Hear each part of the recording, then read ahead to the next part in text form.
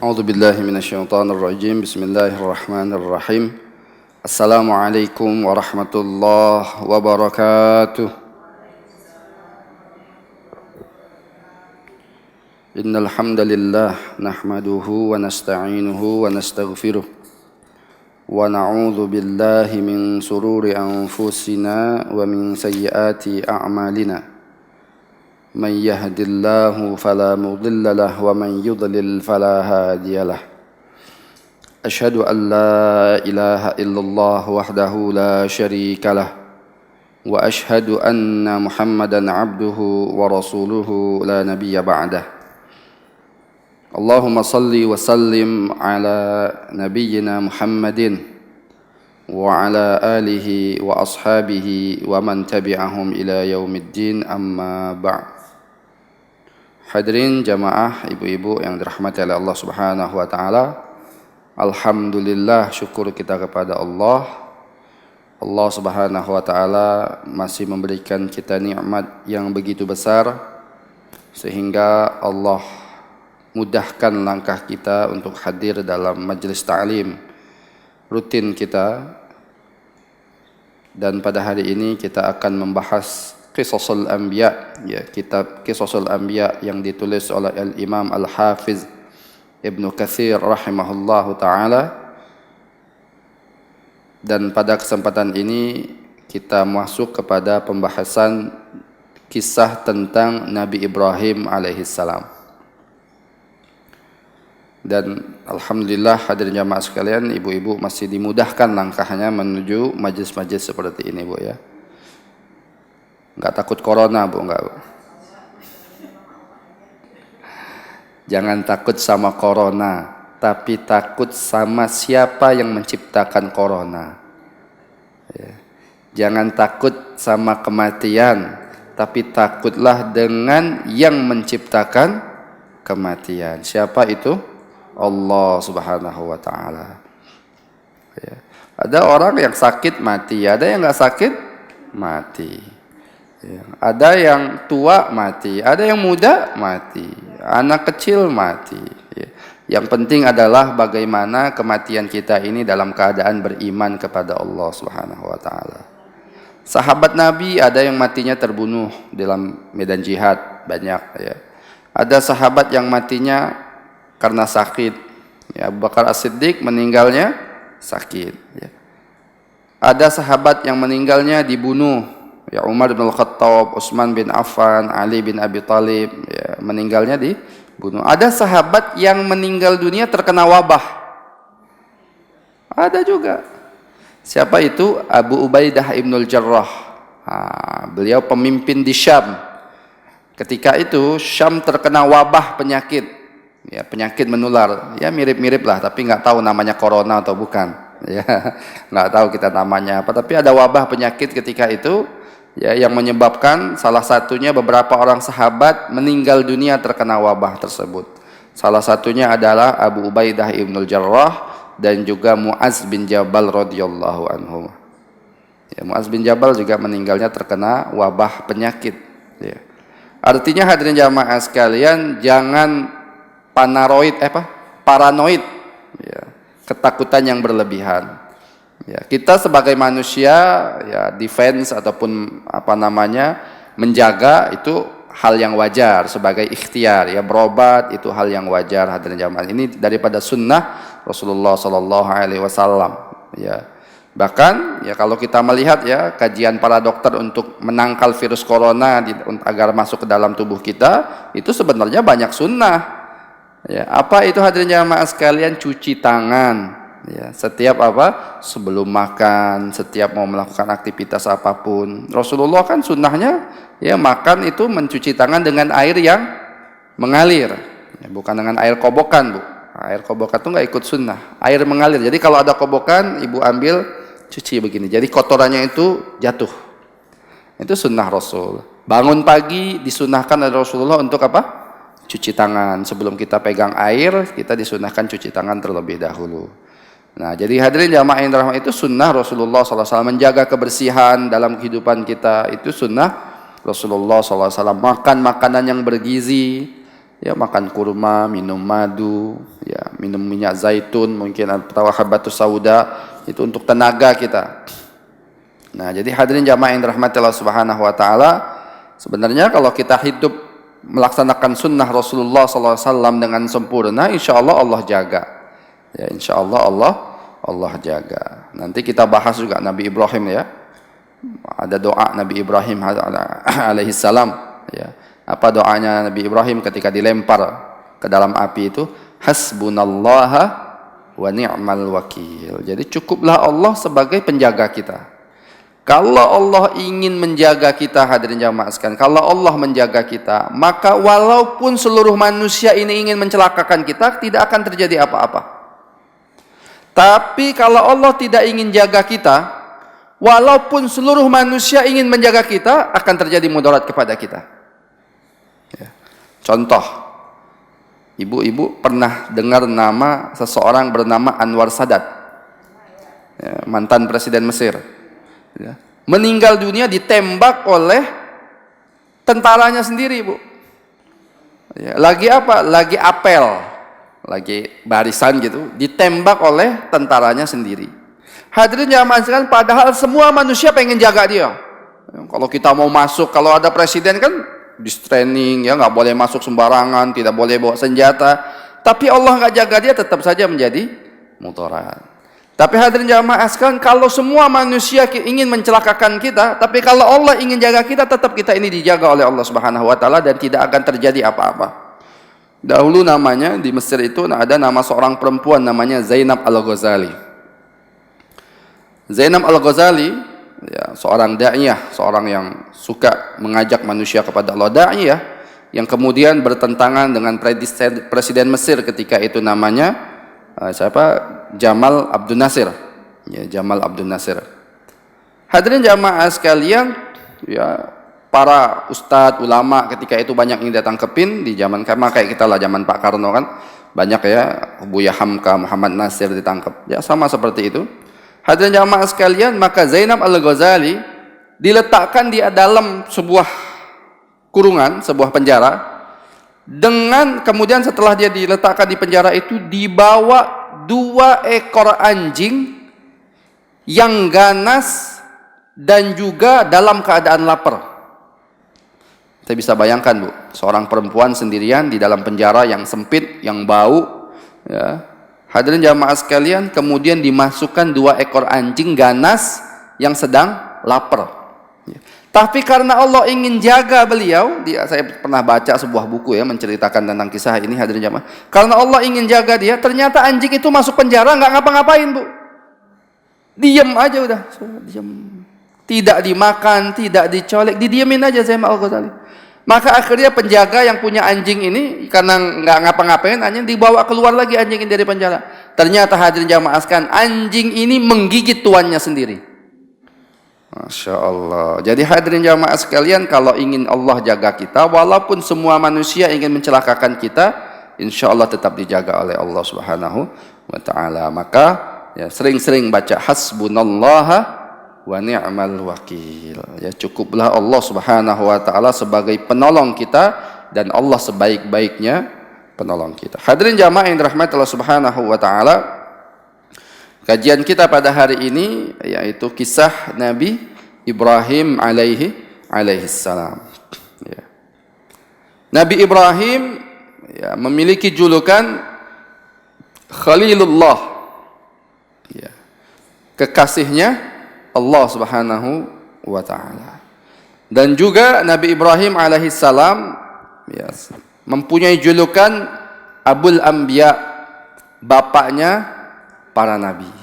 Karena semua keturunan Nabi Ibrahim alaihi salam banyak yang menjadi nabi.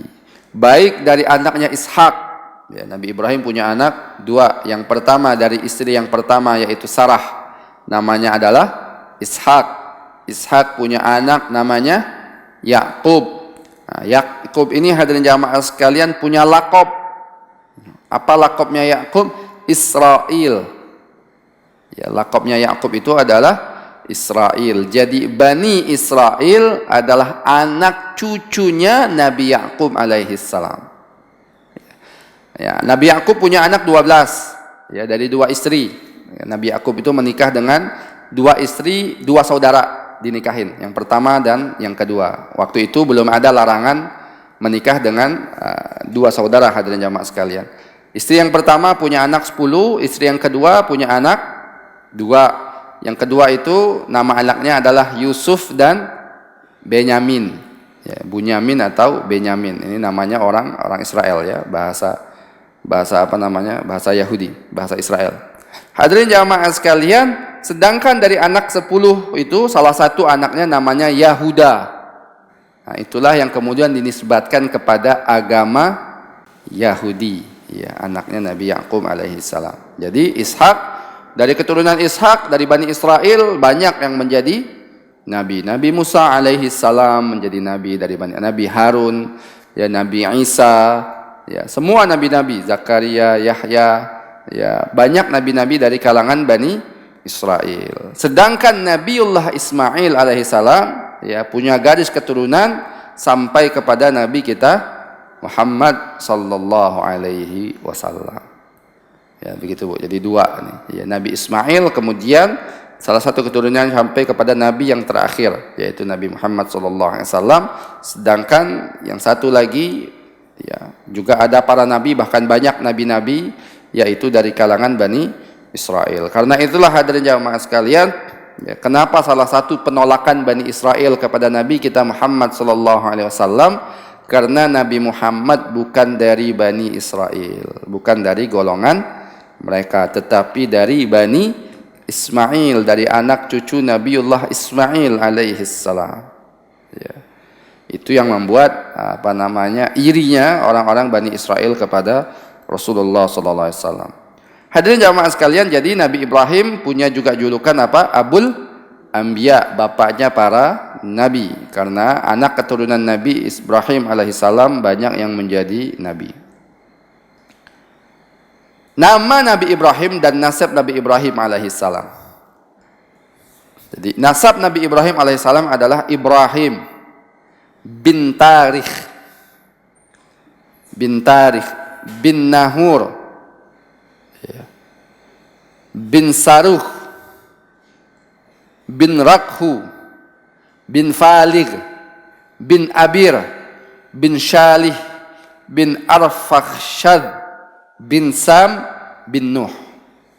Ya, bin Sam, bin Nuh. Jadi kita sudah pernah bahas ya dalam majelis ini juga, ada jamaah sekalian.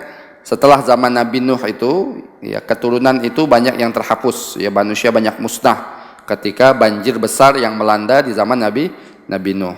Kemudian anak manusia pada hari ini itu semuanya apa namanya nasabnya itu kembali kepada Nabi Nuh alaihi salam dari 3 anaknya, Sam, Ham, dan Yafith. Ya, ini 3 nama anak Nabi Nuh, Sam, Ham, dan Yafith. Salah satu anaknya namanya Kan'an yang kemudian tenggelam oleh banjir besar ketika itu karena kufur kepada Allah Subhanahu wa taala. Yang 3 ini bersama-sama Nabi Nuh, ikut di dalam kapal Nabi Nuh. Sam, Ham, dan Yafith. Sam, hadirin jamaah sekalian, bapak moyangnya bangsa Arab, bapak moyangnya bangsa Babilonia. Nah, ini adalah Sam. Dan Nabi Ibrahim, yaitu nasabnya, ya, kembali kepada Arfakhshad bin Sam bin Nuh alaihissalam. Hadirin jamaah sekalian, nama ibu Nabi Ibrahim ini ada 2 pendapat ibunya. Satu riwayat mengatakan nama ibu Nabi Ibrahim adalah Amilah. Namanya adalah Amilah. Dan yang lain, riwayat yang lain mengatakan nama ibunya adalah Buna binti Karbita. Ada 2 riwayat yang mengatakan.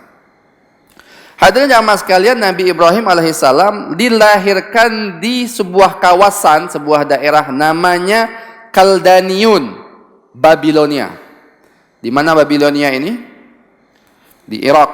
Ya, Irak sekarang. Dulu kan punya kerajaan yang sangat tua, ya, kerajaan Babilonia. Kabarnya dulu masih ada peninggalan-peninggalannya, Bu. Ya, kerajaan Babilonia ini di Irak. Tetapi kemudian hancur ketika invasi Amerika ke Irak. Nah, jadi beliau dilahirkan di sebuah kawasan namanya Kaldaniun, Babilonia. Jadi Nabi Ibrahim alaihissalam, hadirin jamaah sekalian, itu ya hidup di 3 tempat atau beberapa tempat ya. Salah satunya yang sangat lama adalah pertama dia hidup di Babilonia, ya di Irak, kemudian berpindah ke Syam. Hadirin jamaah sekalian, penduduk Babilonia ini semuanya mayoritas musyrik. Ya, agamanya apa? Para penyembah berhala. Ya, agamanya penyembah berhala, menyembah berhala-berhala. Ya. Sedangkan di Syam juga banyak yang musyrik, tapi agamanya berbeda, tetapi menyembah bintang-bintang. Ya, nyembah matahari, nyembah bulan, nyembah bintang, begitulah Bu. Ya. Jadi Nabi Ibrahim alaihissalam berdakwah kepada 2 agama yang berbeda ini. Ya, 2 kemusyrikan yang berbeda ini. Yang satu kemusyrikan juga tapi menyembah berhala-berhala. Yang 2 hadirin jamaah sekalian kemusyrikan juga tapi menyembah apa? Benda-benda langit, ya, bintang-bintang, bulan, matahari dan yang lainnya. Nah, hadirin jamaah sekalian, Nabi Ibrahim ini punya 3 saudara. Ya. Pertama Nabi Ibrahim alaihissalam, ya, yang kedua Nahur, dan yang ketiga Haran. Nanti Haran punya seorang putra, namanya adalah Lut. Namanya siapa? Lut. Jadi Nabi Lut nanti juga menjadi nabi adalah keponakannya daripada Nabi Ibrahim alaihissalam. Nanti ada pembahasan tersendiri ya berkaitan dengan Nabi Lut alaihissalam. Hadirin jamaah yang dirahmati Allah Subhanahu wa taala, Nabi Ibrahim, ya, ini banyak kesalahpahaman. Nanti kita akan bahas ya. Ya, orang banyak yang mengatakan bahwasanya Nabi Ibrahim itu awalnya penyembah matahari, bulan dan bintang. Tidak Bu. Nabi Ibrahim dari lahir, dari kecil sudah sesuai dengan fitrah. Apa itu? Menyembah Allah. Meyakini bahwasanya Allah lah yang menciptakan matahari, Allah lah yang menciptakan bulan, Allah lah yang menciptakan bintang-bintang, bahkan Allah lah yang menciptakan dan mengatur seluruh alam raya ini. Dan itu sesuai fitrah. Ya, sesuai fitrah manusia itu seperti itu. Ya. Fa'abawahu yuhawidanihi au yumajjisanihi, maka bapak-bapaknya lah yang menyahudikan dia atau memajusinasikannya atau menasranikannya. Ya, dan Nabi Ibrahim, ya, sebagaimana para nabi sebelum yang lainnya juga sesuai fitrah, tidak percaya dengan berhala-berhala la yanfa'u wa la yadur, yang tidak memberikan manfaat dan tidak memberikan mudarat. Ya. Sebagaimana Nabi Muhammad tidak pernah menyembah berhala. Dari awal, dari dia lahir sudah tidak ada keyakinan sedikit pun kepada berhala-berhala, tidak pernah ikut-ikutan tradisi jahiliyah, tidak pernah minum khamar. Itu Nabi Muhammad. Bahkan dia sangat membenci, kalau kita baca nanti ya sejarah Nabi Muhammad ketika masih kecil, Nabi Muhammad waktu masih mudanya pun sangat membenci penyembahan berhala. Ketika rahib Bahira namanya, ya, ketika rahib Bahira itu melihat tanda-tanda kenabian dalam Nabi Muhammad, maka rahib Bahira mengajak semua orang Quraisy ketika itu, kafilah dagang ini, untuk dijamu makan oleh rahib Bahira. Maka ketika itu semua orang Quraisy masuk ke dalam ruangannya, ke dalam kuilnya Bahira, kecuali Nabi Muhammad. Nabi Muhammad disuruh jagain barang di depan. Maka rahib Bahira melihat nih ada sesuatu yang lain nih. Ternyata orang yang diprediksi rahib Bahira sebagai nabi tidak hadir masuk ke dalam. Maka hadirin jamaah sekalian, mana yang satu lagi, kata rahib? Ada satu dia jaga barang. Kata Bahira, kan saya sudah bilang semuanya harus masuk. Ya. Akhirnya hadirin jamaah sekalian, ya, rahib Bahira menyuruh akhirnya Nabi Muhammad masuk juga ke dalam kuilnya atau tempat peribadatannya. Ya, hadirin jamaah yang dirahmati Allah Subhanahu wa taala, kemudian rahib Bahira bersumpah atas nama Latta wal Uzza. Ya, sebagaimana orang Arab yang lainnya yang biasa bersumpah atas nama berhala-berhala mereka. Demi Latta wal Uzza. Kata rahib Bahira, demi Latta wal Uzza, kenapa engkau tidak masuk? Kata Nabi Muhammad, wahai Bahira, jangan engkau sebutkan sumpah itu di depanku, karena aku tidak menyukai, ya, sumpah atas nama berhala-berhala itu. Jadi hadirin jamaah sekalian, Nabi Muhammad dari kecilnya pun sudah sesuai fitrah, tidak pernah menyembah berhala, bahkan membenci penyembahan terhadap berhala ini. Salah satu sahabat yang juga tidak pernah menyembah berhala adalah Abu Bakar As-Siddiq radhiyallahu an. Sama, ya, Abu Bakar juga tidak pernah menyembah berhala sebagaimana Rasulullah sallallahu alaihi wasallam. Jadi hadirin jamaah yang dirahmati Allah Subhanahu, Nabi Ibrahim ya tidak pernah menyembah berhala sebelumnya. Ya bahkan Nabi Ibrahim berdakwah kepada ayahnya.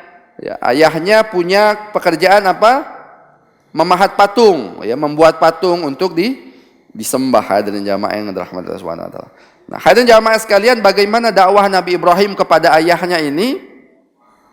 Allah Subhanahu wa taala kemudian abadikan di dalam surat Maryam ayat 41 sampai 48. Boleh, ada yang mau baca silakan.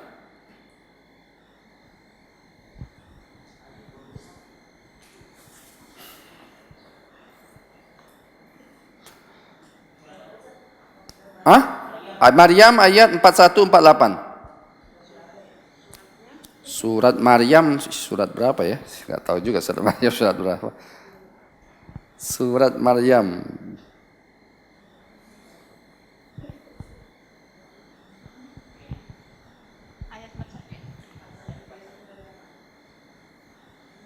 Gimana? Ya, surat 41 sampai 48.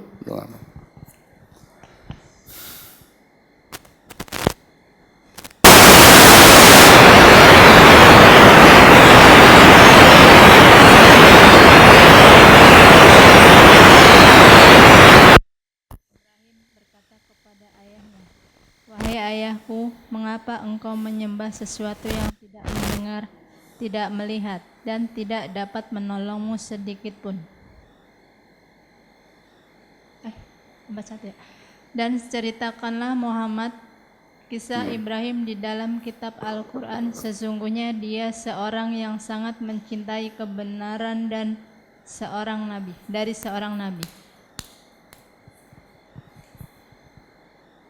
Sampai ayat berapa, Ustaz? Ya. 41 sampai 41 sampai 48. Sampai qala araghibun anta an alihati ya Ibrahim. Ingatlah ketika dia Ibrahim berkata kepada ayahnya, wahai ayahku, mengapa engkau menyembah sesuatu yang tidak mendengar, tidak melihat, dan tidak menolongmu sedikit pun? Wahai ayahku, sungguh telah sampai kepadaku sebagian ilmu yang tidak diberikan kepadamu. Maka ikutlah aku, niscaya aku akan menunjukkan kepadamu jalan yang lurus. Wahai ayahku, janganlah engkau menyembah setan, sungguh setan itu durhaka kepada Tuhan yang Maha Pengasih. Wahai ayahku, aku sangat khawatir engkau akan ditimpa azab dari Tuhan yang Maha Pengasih, sehingga engkau menjadi teman bagi setan. Dia, ayahnya, berkata, bencikah engkau kepada Tuhan Tuhanku, wahai Ibrahim? Jika engkau tidak berhenti, pasti engkau akan kurajam, maka tinggalkanlah aku untuk waktu yang lama. Dia, Ibrahim, berkata, semoga keselamatan dilimpahkan kepadamu. Aku akan memohonkan ampunan bagimu kepada Tuhanku. Sesungguhnya Dia sangat baik kepadaku. Dan aku akan menjauhkan diri darimu dan dari apa yang engkau sembah selain Allah. Dan aku akan berdoa kepada Tuhanku. Mudah-mudahan aku tidak akan kecewa dengan berdoa kepada Tuhanku. Ya, jadi hadirin jamaah yang rahmat Allah Subhanahu wa taala, Allah berfirman, "Wadhkur," dan ingatlah wahai Muhammad, atau ceritakanlah wahai Muhammad, fil kitab Ibrahim. Ya, di dalam kitab berkaitan dengan Nabi Ibrahim, innahu kana siddiqan nabiyya. Sesungguhnya Nabi Ibrahim itu seorang yang membenarkan dan dia seorang nabi. Idz qala li abihi ya abati lima ta'bud ma la yasma' wa la yubsir wa la yughni anka syai'a. Ketika dia mengatakan kepada ayahnya, ya abati, wahai ayahku, lima ta'budu ma la yasma'. Kenapa engkau menyembah apa yang tidak bisa mendengar, wala yubsir, dan apa yang tidak bisa melihat, wala yughni anka syai'a, dan tidak bisa menolongmu sedikit pun. Ya abati inni qad ja'ani minal ilmi ma lam ya'tika fattabi'ni ihdika siratan sawiyya. Wahai ayahku, sesungguhnya qad ja'ani minal ilmi, sudah datang kepadaku sebagian daripada ilmu, malam ya'tika, ya, yang tidak sampai kepadamu, yang tidak diberikan kepadamu. Fattabi'ni, maka ikutilah aku. Ihdika siratan sawiyya, maka Allah Subhanahu wa taala akan menunjukkanmu kepada jalan yang lurus. Nah, jadi hadirin jamaah sekalian, kita lihat nih bagaimana akhlak Nabi Ibrahim alaihissalam. Ya. Dia berdakwah kepada ayahnya, tapi berdakwah dengan kata-kata yang lembut, dengan kata-kata yang indah. Ya. Hadirin jamaah yang dirahmati Allah Subhanahu wa taala, ya. Apa dia bilang? Ya, ikutilah ayahku, ikutilah aku, karena Allah sudah memberikan aku ilmu yang Allah belum berikan ilmu itu kepadamu. Nabi Ibrahim enggak bilang, "Ayah, kamu itu bodoh."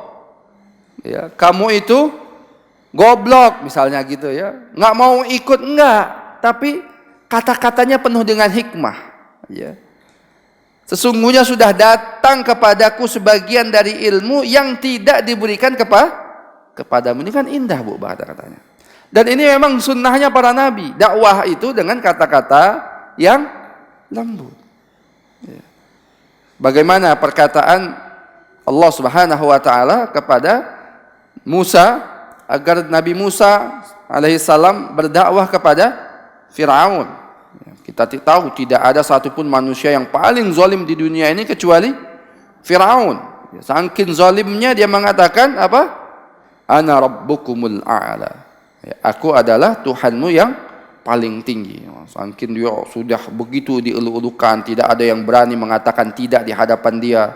Kezaliman yang begitu memuncak sampai dia menganggap dirinya adalah Tuhan. Maka hadirin jamaah yang dirahmati Allah Subhanahu wa taala, apa? Ya, Allah Subhanahu wa taala beritahu kepada Nabiullah Musa alaihi salam, ya. Ya. Wa qulu lahu qawlan layyina, kata Allah. Ya, dan katakanlah wahai Musa kepada Firaun, dan katakanlah kepadanya qawlan layyina, kata-kata yang lembut. Nah, jadi kalau sama Firaun aja Nabi Musa disuruh, ya, dengan kata-kata yang lembut, bagaimana kalau kita berdakwah kepada sesama muslim? Ini kebalik kita nih, Bu, kadang, Bu. Ya, berdakwah dengan sesama muslim, galaknya bukan main, Bu. Galak, ya. Kalau ngelihat orang tuh udah sinis duluan gitu. Dilihat, masya Allah, ya, sesuai sunnah nggak nih? Nah, kalau nggak sesuai sunnah, out. Wah, gitu, masya Allah, ya. Ini bukan sunnah Rasulullah SAW. Kepada Firaun disuruh lembut. Bagaimana kepada saudara kita sesama muslim, dengan lembut berdakwah. Ya. Kemudian hadirin jamaah sekalian, Allah kemudian menceritakan bagaimana dakwah Nabi Ibrahim. Ya, ya abati la ta'budus syaitan, wahai ayahku, janganlah engkau sembah syaitan. Inna syaitana kana lirrahmani asiya, sesungguhnya syaitan itu, ya, durhaka kepada Allah Subhanahu wa taala. Ya abati inni akhafu ayyamassaka adzabun minar rahmani fatakuna lisyaitani waliya. Ya wahai ayahku, aku sungguh, ini ya abati ini aja menunjukkan sesuatu bahasa yang sangat indah, Bu. Ya. Kalau bapak biasa ya abi, itu biasa bahasa. Tapi kalau ya abati itu wahai ayahanda. Begitulah kalau bahasa kita. Ya. Kata-kata yang begitu menghormatin gitu. Ya abati, wahai ayahku. Ini Nabi Ibrahim itu memang masya Allah, orangnya lemah lembut dan pemaaf. Ya. Maka kan Abu Bakar As-Siddiq itu pernah dipuji oleh Rasulullah seperti Nabiullah Ibrahim alaihissalam yang lembut dan memaafkan. Sedangkan Umar ibn Khattab, ya, seperti Nabi Nuh, kata Rasulullah sallallahu alaihi wasallam, ya, tegas, yaitu Umar. Ya, hadirin jamaah sekalian, ya abati, wahai ayahku, inni akhafu ayyamassaka adzabun minar rahman. Aku sungguh khawatir engkau akan ditimpa azab dari Tuhan yang Maha Pengasih, sehingga engkau menjadi teman bagi setan. Ya. Qala, kemudian ayahnya menjawab, ya, araghibun anta an alihati ya Ibrahim, apakah engkau membenci Tuhan-Tuhanku wahai Ibrahim?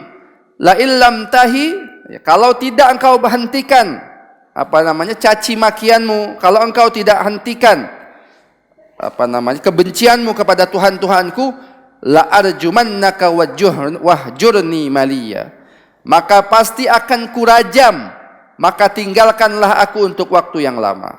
Jadi akan dirajam oleh bapaknya kalau Nabi Ibrahim tetap memegang teguh agamanya. Di sini rajam, di sini para ulama tafsir berbeda pendapat. Ada yang mengatakan rajam fisik, yaitu dilempar dengan batu. Ada yang mengatakan bukan rajam fisik, tapi rajam kata-kata, ya, akan dibantah oleh ayahnya. Qala salamun alaika. Kemudian Nabi Ibrahim berkata, semoga keselamatan dicurahkan kepadamu wahai ayahku. Sa'astaghfiru laka rabbi. Ya. Aku akan memohonkan ampunan kepada Tuhanku. Innahu kana bi hafiya. Sesungguhnya Tuhanku sangat baik kepadaku. Wa'tazilukum wa ma tad'una min dunillahi. Dan aku akan menjauhkan diri darimu. Wa ma tad'una min dunillah, dan apa yang engkau sembah selain Allah. Wa ad'u rabbi, dan aku akan berdoa kepada Tuhanku, asa alla akuna bi du'a rabbi syaqiya. Ya, mudah-mudahan aku tidak akan pernah kecewa ya ketika aku berdoa dengan Tuhanku. Jadi hadirin jamaah yang dirahmati Allah Subhanahu wa taala, ayahnya Nabi Ibrahim ya, penyembah berhala. Dan Nabi Ibrahim berdoa selalu agar ayahnya ini diberikan hidayah oleh Allah Subhanahu wa taala. Tetapi hadirin jamaah sekalian, ketika ya Nabi Ibrahim melihat bahwasanya ayahnya ini tetap keras dengan pendapat dia dan sudah nyata bahwasanya ayahnya ini musuh Allah, tidak mau tunduk kepada Allah Subhanahu wa taala, maka Nabi Ibrahim berlepas diri dari segala sesuatu yang dilakukan oleh ayahnya. Hadirin jamaah sekalian, di sini ada riwayat Imam Bukhari. Ya. Imam Bukhari berkata, Ismail bin Abdullah menceritakan kepada kami, saudaraku Abdul Hamid menceritakan kepadaku dari Ibnu Abu Dzib, dari Sa'id al-Makbari, dari Abu Hurairah radhiyallahu anhu, dari Nabi SAW bersabda. Jadi hadis riwayat Bukhari tentang ayahnya Nabi Ibrahim. Apa kata Rasulullah SAW? Ibrahim bertemu dengan ayahnya Azar. Nah, ini nama ayahnya ada dua pendapat. Ada yang mengatakan nama ayahnya adalah Azar, tapi di dalam riwayat yang lain nama ayahnya adalah Tarikh. Ya, Tarikh atau Tarikh. Tarikh dalam orang-orang ahlul kitab ya menyebutnya dengan tarikh, tetapi dalam riwayat yang lain disebut dengan tarikh. Hadirin jamaah sekalian, ya, ada juga berpendapat bahwasanya Azar ini adalah julukan ya yang diberikan kepada tarikh ya oleh kaumnya, Azar itu. Ya. Jadi Ibrahim bertemu dengan ayahnya Azar pada hari kiamat nanti. Ketika itu wajah Azar tampak hitam berdebu.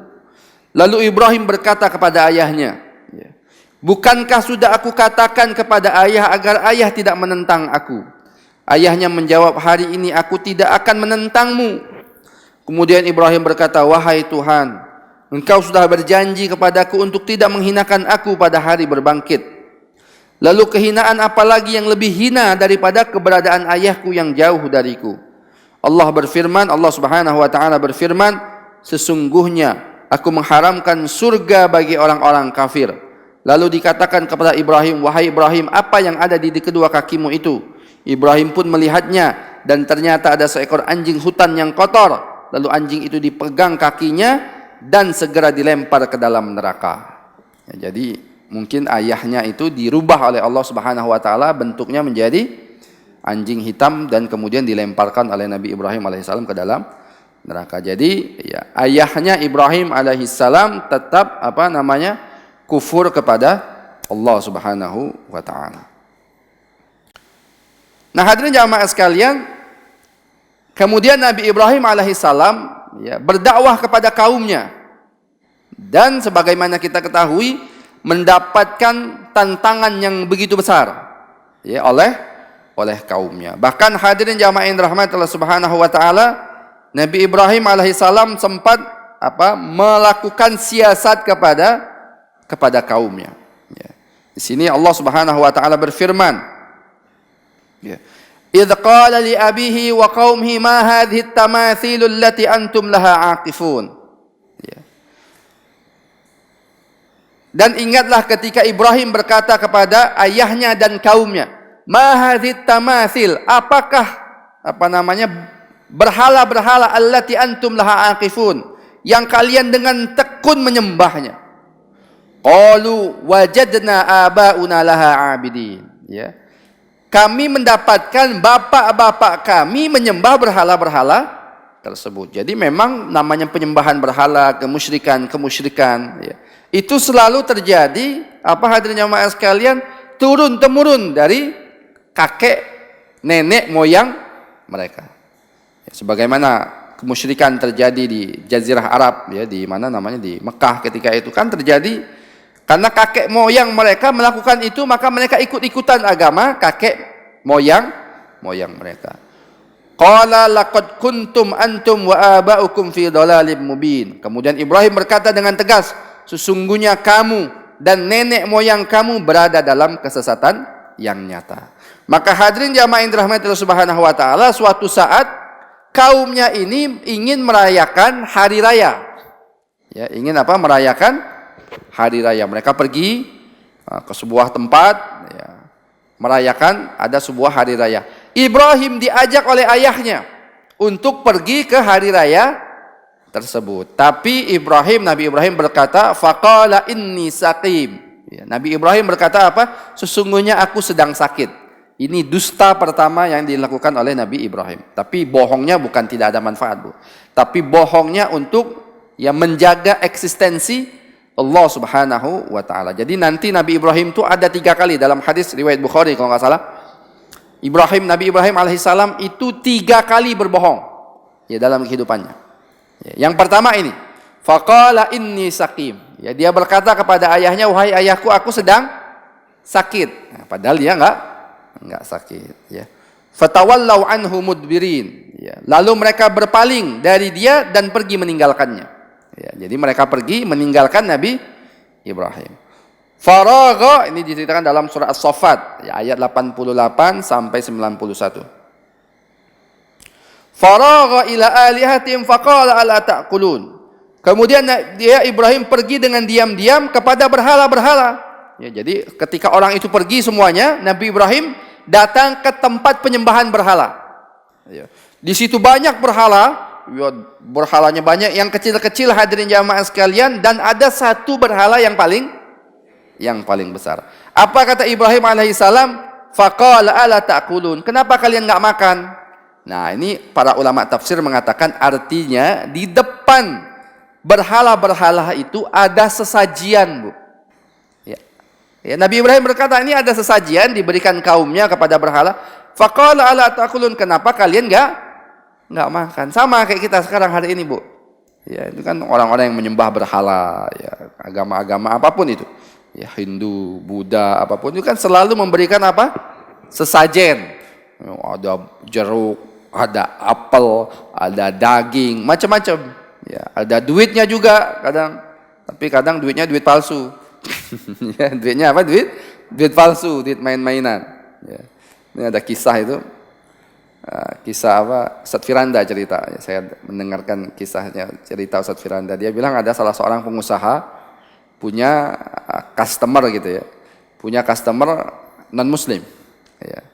Dan ketika mereka ini deal bisnis, ternyata jadilah bisnis ini. Akhirnya yang non muslim ini tadi karena berhasil ada deal bisnis untuk dia, akhirnya dia memberikan sesaji kepada Tuhannya.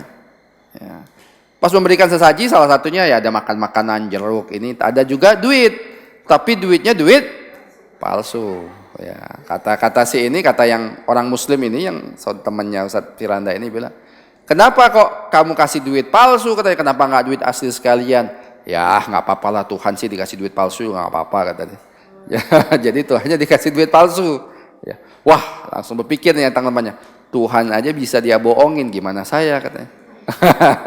Tuhan dia aja bisa dia bohongin, dikasih duit palsu. Ternyata benar, bohong, dirugiin. Ya, pengusaha ini tadi dibohongin sama non muslim ini. Jadi hadirin jamaah sekalian, kalau Tuhan saja dia berani dia bohongin, bagaimana manusia. Jadi hadirin jamaah sekalian, para ulama tafsir mengatakan ya, ketika dalam Qisasul Anbiya juga Imam Ibnu Katsir menceritakan ya, ketika Nabi Ibrahim mengatakan faqala ala ta'kulun, kenapa kalian enggak makan? Itu menandakan ada sesajian di depan berhala-berhala tersebut. Mala tantiqun, malakum la tantiqun. Kenapa kalian tidak menjawab? Ya memang enggak bisa menjawab, patung enggak bisa bicara. Kemudian ya, Allah Subhanahu wa taala menceritakan lagi di dalam kejadian ini ya, kejadian penghancuran berhala-berhala yang dilakukan oleh Nabi Ibrahim alaihissalam. Ya.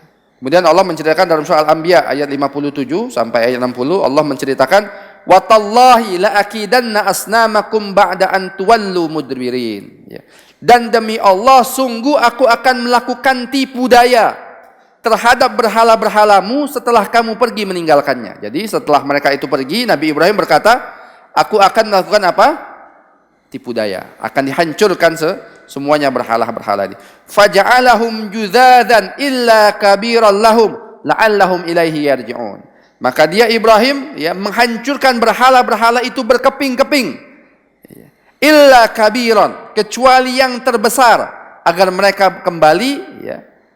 Kembali untuk apa? Bertanya-tanya. Kenapa yang kecil-kecil dihancurkan sedangkan yang besar satu tidak dihancurkan. Kemudian mereka berkata ketika mereka pulang, kembali lagi melihat hancur semuanya berantakan ini berhala-berhala. Kemudian mereka berkata, qalu man fa'ala hadza bi alihatina innahu laminaz zalimin. Ya, mereka berkata, siapa yang berbuat kepada Tuhan-Tuhan kita ini? Ya, sudah hancur semuanya, siapa yang berbuat kepada Tuhan-Tuhan kita? Innahu laminaz zalimin. Sesungguhnya dia termasuk orang yang zalim. Marah dia, Tuhannya dihancurkan. Maka kaumnya tadi mengatakan, qalu, mereka berkata, sami'na fatan, kami mendengar ada seorang anak muda katanya. Nah, jadi ini Ibrahim nih dakwah ini masih sangat muda. Sami'na fatan yadhkuruhum yuqalu lahu Ibrahim. Ya. Kami mendengar ada seorang pemuda yang selalu mencela berhala-berhala ini. Yuqalu lahu Ibrahim, yang disebutkan namanya ini adalah Ibrahim. Nah, ini pasti ini yang melakukan ini adalah Ibrahim karena dia enggak ikut dalam hari raya ini dan juga dia selalu mencela berhala-berhala kita. Qalu fa'tu bihi ala a'yunin nasi la'allahum yashhadun. Kemudian mereka berkata, fa'tu bihi, datanglah dia, bawalah dia ala a'yunin nas, di hadapan banyak orang, la'allahum yashhadun, agar mereka ini ya melihatnya. Dan ini yang memang diinginkan oleh Nabi Ibrahim. Jadi Nabi Ibrahim ketika dia menentang berhala-berhala ini, dia memang pengen manusia dengar bagaimana kesesatan mereka selama ini, menjadikan berhala-berhala ini sebagai sesembahan mereka, yang mana berhala-berhala ini tidak bisa berbuat apa-apa. Jadi memang siasat Nabi Ibrahim ini, Nabi Ibrahim Masya Allah luar biasa cerdas. Maka orang itu mengatakan nih, orang yang sangat pintar dalam ilmu logika, dalam ilmu mantik, ya, dalam ilmu berdebat, itu salah satunya adalah Nabi Ibrahim. Cerdas dia. Nanti kita akan lihat ya bagaimana kecerdasan Nabi Ibrahim kepada Raja Namrud, kecerdasan Nabi Ibrahim kepada orang-orang para penyembah matahari. Jadi ini memang orang yang sangat pintar dalam ilmu logika, ilmu dalam mujadalah, orang dalam berdebat, hadirin jamaah sekalian. Ya, tapi berdebat dalam rangka kebenaran. Ya. Maka hadirin jamaah yang dirahmati Allah Subhanahu wa taala, memang Nabi Ibrahim menginginkan manusia kumpul. Ya, sebagaimana Nabi Muhammad alaihissalam, Nabi Muhammad sallallahu alaihi wasallam ketika berdakwah pertama kali, ya, naik ke atas gunung Safa, ya, ketika perkataan Allah Subhanahu wa taala, wa anzir ashiratakal aqrabin, ya. Berilah peringatan kepada keluarga terdekatmu, yaitu Bani Hashim. Ya. Dikumpulkan pertama kali, Abu Lahab sudah bantah. Diam Nabi Muhammad. Dikumpulkan kedua kali, Abu Lahab bantah, tetapi kemudian didukung oleh Abu Talib, pamannya. Ya. Maka ketika didukung oleh Abu Talib ini, Rasulullah menjadi sangat berani lagi untuk berdakwah ini. Maka Rasulullah berdiri di atas gunung Safa memanggil semua manusia. Sampai semua hadirin jamaah sekalian, orang Mekah ketika itu hadir. Ya, melihat kenapa ini Muhammad SAW berdiri di atas gunung Safa memanggil semua manusia. Maka kata Rasulullah, apakah kalau aku cerita di belakangku ini ada 300 pasukan berkuda yang sudah siap menyerang kalian, apakah kalian percaya kepadaku? Maka kata kaumnya, wahai Muhammad, kami tidak pernah mendapatkan engkau itu berdusta walaupun hanya sekali.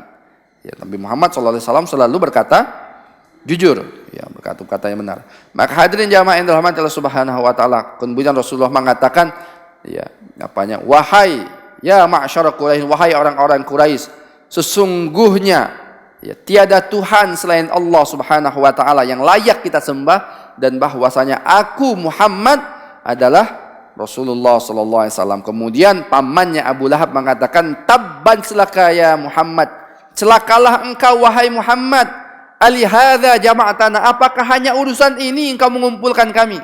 Ya, maksudnya hanya urusan sepele menurut Abu Lahab. Ya. Apakah hanya urusan sepele ini engkau mengumpulkan kami? Kemudian Allah Subhanahu wa taala menurunkan surat Al-Lahab, tabbat yada abi lahabi wa tab. Jadi hadirin jamaah sekalian, ini memang diinginkan oleh Nabi Ibrahim agar manusia semuanya berkumpul mendengarkan dakwahnya. Ya. Kemudian mereka bertanya kepada Nabi Ibrahim alaihissalam, qalu a anta fa'alta hadza bi alihatina ya Ibrahim. Ya. Mereka berkata, apakah engkau melakukan ini kepada Tuhan-Tuhan kami wahai Ibrahim? Ya. Qala bal fa'alahu kabirhum hadza fas'aluhum in kanu yantiqun. Ya. Kemudian Nabi Ibrahim menjawab, bal fa'alahu kabirhum hadza, tapi yang melakukannya ini yang paling besar nih. Nah, ini dusta yang kedua. Ya. Dusta Nabi Ibrahim yang kedua, tapi dusta bukan tidak ada manfaatnya. Ya, dusta ada apa? Ada manfaatnya. Ya, untuk menjaga eksistensi Allah Subhanahu. Bal fa'alahu kabirhum hadza, yang melakukan ini yang besar. Ya.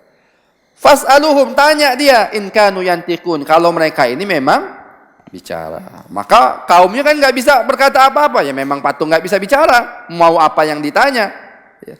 Faraja'u ila anfusihim, maka mereka kembali kepada kesadaran mereka. Faqalu innakum antumuz zalimun, maka mereka berkata, innakum antumuz zalimun, sesungguhnya kalian ini sudah berbuat zalim kepada diri sendiri. Nah, di sini ada perbedaan pendapat para ulama. Ya, di Ibnu Katsir menceritakan yang dimaksud dengan innakum antumuz zalimun, maksud mereka adalah kita ini zalim kepada berhala-berhala ini, kenapa kita tinggalkan dia sendirian? Gitu, Bu, maksudnya. Ya, ada juga yang mengatakan antumuz zalimun, ya kita ini zalim, ya menyadari sesungguhnya ya Nabi Ibrahim ini benar, kita ini yang zalim. Tapi pendapat yang kuat yang mengatakan bahwasanya kita ini yang zalim karena kenapa kok berhala-berhala kita ini kita tinggalkan mereka sendirian. Tsumma nuqisu ala ru'usihim, kemudian mereka menundukkan kepala lalu berkata, ya, laqad alimta ma haula yantiqun, wahai Ibrahim, kamu kan sudah tahu bahwasanya mereka ini berhala-berhala ini tidak bisa bicara. Ya, Ibrahim tahu, kaumnya tahu berhala-berhala ini tidak bisa bicara. Maka Ibrahim mengatakan, nah ini memang jawab ditunggu oleh Nabi Ibrahim. Perkataan seperti ini memang ditunggu pengakuan mereka bahwasanya apa? Berhala ini tidak bisa bicara. Memang ditunggu oleh Nabi Ibrahim. Kemudian Nabi Ibrahim berkata, qala ata'buduna min dunillah, kalau kalian tahu nih berhala-berhala enggak bisa bicara, ata'buduna min dunillah, kenapa kalian menyembah mereka dan kalian tidak menyembah selain Allah, ma la yanfa'ukum syai'aw wa la yadurrukum, yang tidak ada manfaatnya sedikit pun kepada kalian dan tidak memberikan mudarat kepada kalian. Uffil lakum wa lima ta'buduna min dunillah afala taqilun, kata Nabi Ibrahim. Celakalah kalian, ya. Dan apa yang kalian sembah selain Allah, afala taqilun. Apakah kalian ini tidak berakal? Nah, memang ini ditunggu Nabi Ibrahim nih. Jawaban mereka yang tadi itu memang ditunggu oleh Nabi Ibrahim. Kemudian dengan mudah Nabi Ibrahim membantah alasan-alasan mereka. Tapi hadirin jamaah sekalian, karena hati, telinga, mata mereka sudah ditutup oleh setan, ya maka mereka tetap menolak dakwahnya Nabi Ibrahim alaihissalam. Kemudian mereka mengadakan qalu, mereka berkata, harriquhu, ya, bakarlah dia. Nah, ini kisah pembakaran Nabi Ibrahim alaihissalam. Wangsuru alihatakum, dan bantulah Tuhan-Tuhan kalian in kuntum fa'ilin. Kalau kalian itu benar orang-orang ya yang hendak berbuat kebaikan. Jadi hadirin jamaah sekalian, ya padahal sudah jelas bukti bahwasanya Tuhan-Tuhan mereka ini tidak bisa berbuat apapun kepada mereka. Tapi ya setan menutupi mata hati dan mereka, hadirin jamaah sekalian, maka mereka ingin membakar Nabiullah Ibrahim alaihi. Qalu harriquhu, bakar ini Ibrahim. Wansuru alihatakum, maka tolonglah Tuhan-Tuhan kalian. Nah, jadi sama kayak sekarang, Bu ya. Di India kemarin terjadi ya. Kan orang-orang musyrik sama. Orang-orang musyrik kemudian membunuh saudara-saudara kita muslim di India. Masjid, 3 masjid hancur dibakar. Ya, kemudian menara masjid itu dinaikin oleh seorang, kemudian ada orang yang mengibarkan bendera siluman. Bendera apa? Hanuman. Ya, bendera Hanuman itu, Hanuman dalam tradisi Hindu di India itu sebagai dewa penjaga menurut mereka. Maka bentuknya seperti monyet gitu, badannya gede, memegang gadam gitu ya. Hadirin jamaah sekalian, maka dikibarkan bendera itu, ingin membuktikan mereka membantu Tuhan-Tuhan mereka. Seperti ini. Wansuru alihatakum, membantu Tuhan-Tuhan mereka, padahal Tuhan-Tuhan itu tidak bisa berbuat apa-apa. Hadirin jamaah sekalian, ya, kalau ada, terkadang saya berpikir hadirinnya, kalau ada khilafah Islamiyah, ya, kalau ada Islam kuat, hadirin jamaah sekalian, itu nggak bisa orang-orang berbuat seperti itu kepada kaum muslimin. Ya. Masjid dibakar, kaum muslimin sampai berapa? 50 orang kalau nggak salah meninggal dunia. Ya lebih ya. Masya Allah, luar biasa. Ya. Kalau ada negara Islam satu yang kuat, Masya Allah, nggak berani itu, Bu. Ya, cuman kita lihat negara Islam hampir semuanya ya sibuk dengan urusan kita masing-masing, hadirin jamaah sekalian. Ya, kita lebih takut kepada corona daripada jatuhnya jiwa. Padahal kata Allah Subhanahu wa taala, kata Rasulullah sallallahu alaihi wasallam, ya hancurnya dinding Ka'bah, ya, hancurnya dinding Ka'bah lebih ringan daripada satu nyawa muslim yang jatuh tanpa hak. Ya, satu nyawa muslim jatuh tanpa hak, ya, itu lebih berat daripada runtuhnya Ka'bah sekalipun. Bagaimana Allah Subhanahu wa taala menjaga ya darah seorang muslim. Nah, hadirin jamaah sekalian, kemudian Allah menceritakan, qulna ya naru kuni bardan wa salaman ala Ibrahim. Wahai api, kuni bardan wa salaman ala Ibrahim. Jadilah engkau dingin dan menyelamatkan kepada Nabi Ibrahim. Jadi hadirin jamaah yang dirahmati Allah Subhanahu wa taala, jadi ketika itu hadirin jamaah sekalian, ya, manusia mengumpulkan semua kayu bakar, ya, ketika dikatakan harrikuhu, bakar dia, maka orang membuat api yang sangat besar. Bahkan diriwayatkan tidak ada api yang lebih besar daripada api di zaman Nabi Ibrahim di zaman itu. Ya, di zaman itu. Ya, di zaman itu tidak ada api yang lebih besar daripada api yang dinyalakan oleh kaumnya Nabi Ibrahim untuk membakar Nabi Ibrahim alaihissalam. Sampai ada seorang ibu-ibu tua, nenek-nenek yang bernazar, dia sedang sakit, kalau nanti saya sembuh, aku akan mengumpulkan kayu bakar untuk membakar Ibrahim. Benar, ternyata sehat, dia kumpulkan kayu bakar ya untuk membakar Nabiullah Ibrahim alaihissalam. Api yang sangat besar. Maka hadirin jamaah sekalian, karena api ini besar, tidak mungkin Nabi Ibrahim dilepas begitu aja. Nanti Nabi Ibrahim kabur. Akhirnya Nabi Ibrahim diikat. Ya, dalam riwayat di sini diceritakan, Nabi Ibrahim itu diikat, dilempar dengan manjanik. Ya, dilempar dengan manjanik. Manjanik itu alat pelempar, Bu. Ya. Jadi seperti alat begitu, yang di sini ada batu, nanti ketika dilempar batu ini kan cung kata begitu. Ya, lempar begitu, Bu. Nah, dia akan terbang masuk langsung ke tempat api yang dinyalakan, hadirin jamaah yang dirahmati. Jadi mereka bakar itu dengan manjanik, ya, dilemparlah siapa namanya Nabi Ibrahim alaihissalam ini dengan manjanik. Ya. Orang yang pertama kali membuat manjanik Nabi Ibrahim itu namanya adalah Hazan. Ya. Namanya adalah Hazan. Ya, dibuat oleh seseorang dari bangsa Kurdi. Ya, dari bangsa Kurdi namanya Hazan. Dialah orang yang pertama kali membuat manjanik. Ya, alat pelempar itu, ya manjanik ini. Selanjutnya Allah membenamkannya ke dalam bumi dalam keadaan menjerit-menjerit sampai hari kiamat. Ya, azab Allah Subhanahu wa taala kepada seseorang bernama Hazan ini. Nah, hadirin jamaah sekalian, ya, dalam beberapa riwayat diceritakan, ya, ketika Nabiullah Ibrahim dilempar itu, ya, maka malaikat Jibril datang kepada Nabi Ibrahim. Ya. Wahai Nabi Ibrahim, wahai Ibrahim, kekasih Allah, apakah engkau membutuhkan bantuanku? Kata siapa? Malaikat Jibril. Apa jawaban Ibrahim? Kalau bantuan itu darimu, maka tidak, kata Nabi Ibrahim. Masya Allah, ini kekuatan tauhidnya Nabi Ibrahim alaihissalam. Malaikat Jibril datang untuk memberikan bantuan. Ini bukan dalam keadaan mudah, Bu. Dalam keadaan di atas manjanik dilempar, sebentar lagi masuk ke dalam api. Dalam keadaan terbang itu malaikat Jibril datang. Wahai Ibrahim, butuh bantuanku tidak? Ya. Maka kata Nabi Ibrahim alaihissalam, kalau bantuan itu darimu, tidak. Ya. Tapi kalau dari Allah, ya, maka Nabi Ibrahim membaca apa?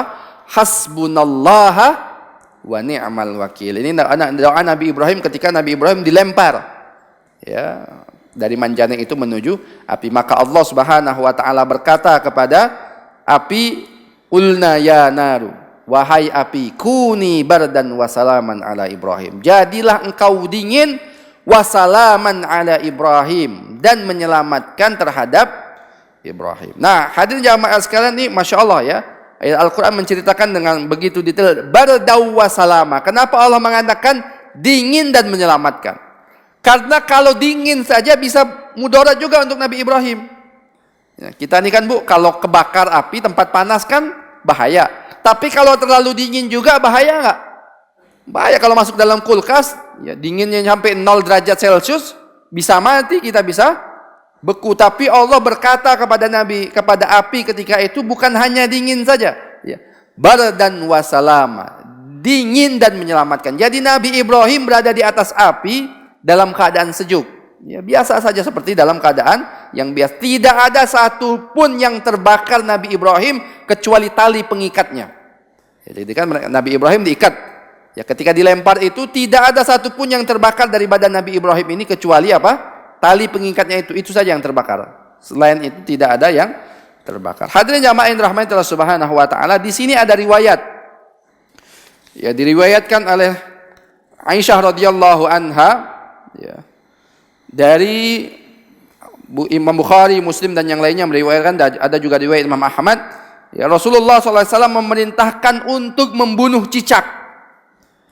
Jadi kalau di rumah kita ada cicak, ya, Rasulullah suruh untuk bunuh cicak. Karena kenapa? Beliau bersabda, binatang itulah yang meniup api atas diri Ibrahim agar api itu tetap menyala. Jadi kisah kejadian ini, semua binatang melata ketika itu berusaha untuk apa? Mematikan api yang membakar Nabi Ibrahim, kecuali cicak. Sesungguhnya ia meniup api yang membakar Ibrahim agar dia tetap menyala. Maka Rasulullah menyuruh kita untuk membunuh cicak. Hadis ini diriwayatkan oleh Imam Ahmad.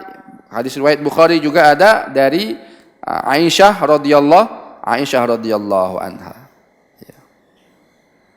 Jadi hadirin jamaah yang dirahmati Allah Subhanahu wa aradu bihi kaidan faj'alnahum al-khsarin. Dan mereka hendak berbuat jahat terhadap Ibrahim, maka kami menjadikan mereka itu orang yang paling rugi.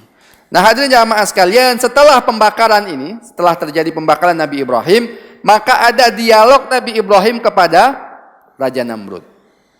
Ya, jadi ini kejadian ini setelah terjadinya pembakaran. Jadi Nabi Ibrahim, Raja Namrud tidak hadir ketika peristiwa pembakaran Nabi Ibrahim alaihissalam. Kemudian Allah Subhanahu wa taala menceritakan, ya, tentang seorang raja, ya, yang dikenal dengan Raja Namrud, ya, seorang raja yang sangat mendustakan Allah Subhanahu wa taala dan menganggap dirinya itu sebagai Tuhan.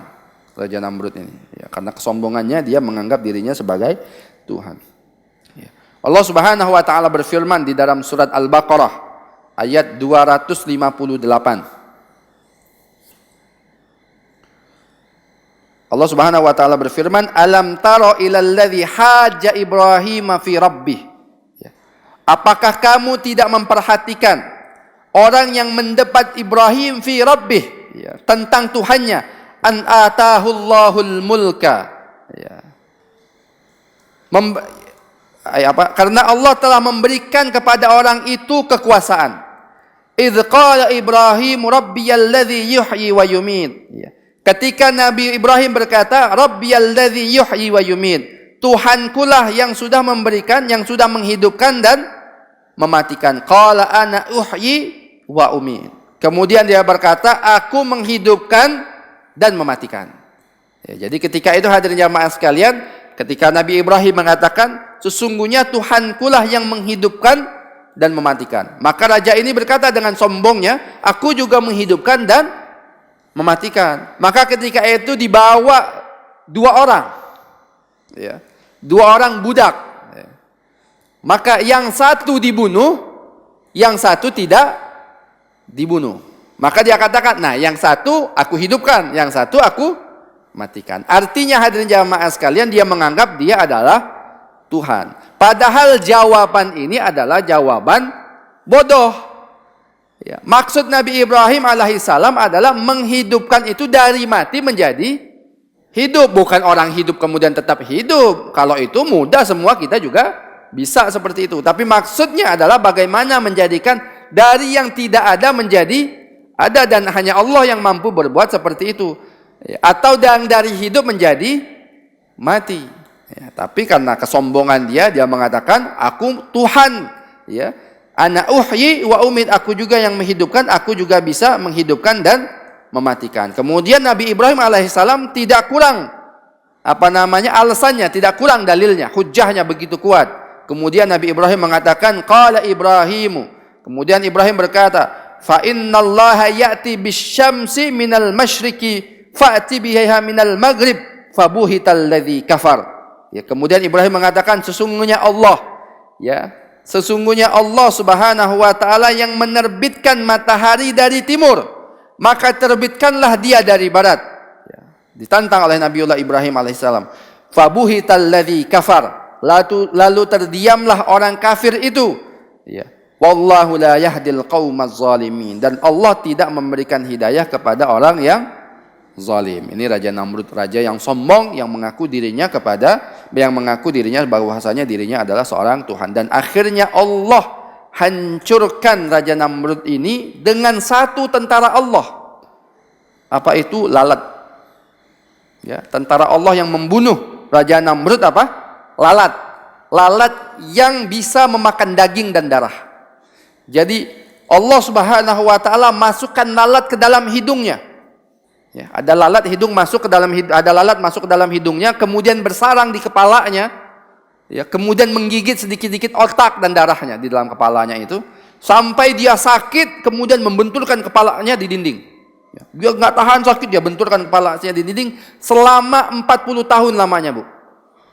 Masya Allah, dibuat tersiksa nih raja yang zalim ini, hadirin jamaah sekalian, sampai dia mati hanya karena satu tentara Allah yang kecil. Apa itu? Lalat. Ya, di dalam kisah Qisasul Anbiya diceritakan oleh Imam Ibnu Katsir kisah tersebut, bagaimana meninggalnya Raja Namrud yang zalim. Maka hadirin jamaah sekalian, setelah terjadian pembakaran ini, maka Nabi Ibrahim hijrah ke Syam. Ya, Nabi Ibrahim hijrah ke Syam. Sebagaimana yang Allah ceritakan di dalam surah Al-Anbiya ayat 71 sampai 72, Allah Subhanahu wa taala berfirman, "Wa najjaynahu wa lutan ilal ardil lati barakna fiha lil alamin wa wahabna lahu ishaqa wa yaquba nafilatan wa kulla ja'alna salihin." Ya. Wa najjaynahu, dan kami selamatkan dia. Siapa maksudnya? Adalah Ibrahim. Wa lutan, dan Nabi Lut, ponakan Nabi Ibrahim.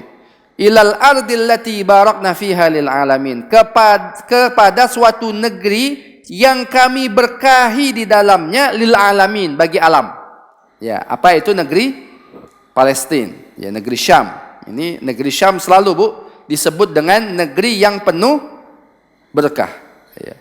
Dalam surat Al-Isra juga ketika Rasulullah Mi'raj itu ketika Rasulullah Isra itu juga menceritakan bagaimana Allah menyebutkan alladzi barakna haulahu, yang kami berkahi di sekelilingnya.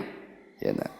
Jadi negeri Syam itu, negeri Palestina itu diberkahi oleh Allah Subhanahu wa taala. Wa wahabna lahu Ishaqa, dan kami berikan kepada dia Ishak, anaknya Nabi Ibrahim, wa Yaqub, ya cucunya, nafilatan, sebagai tambahan, kulla ja'alna salihin, dan mereka berdua kami jadikan sebagai orang-orang salih.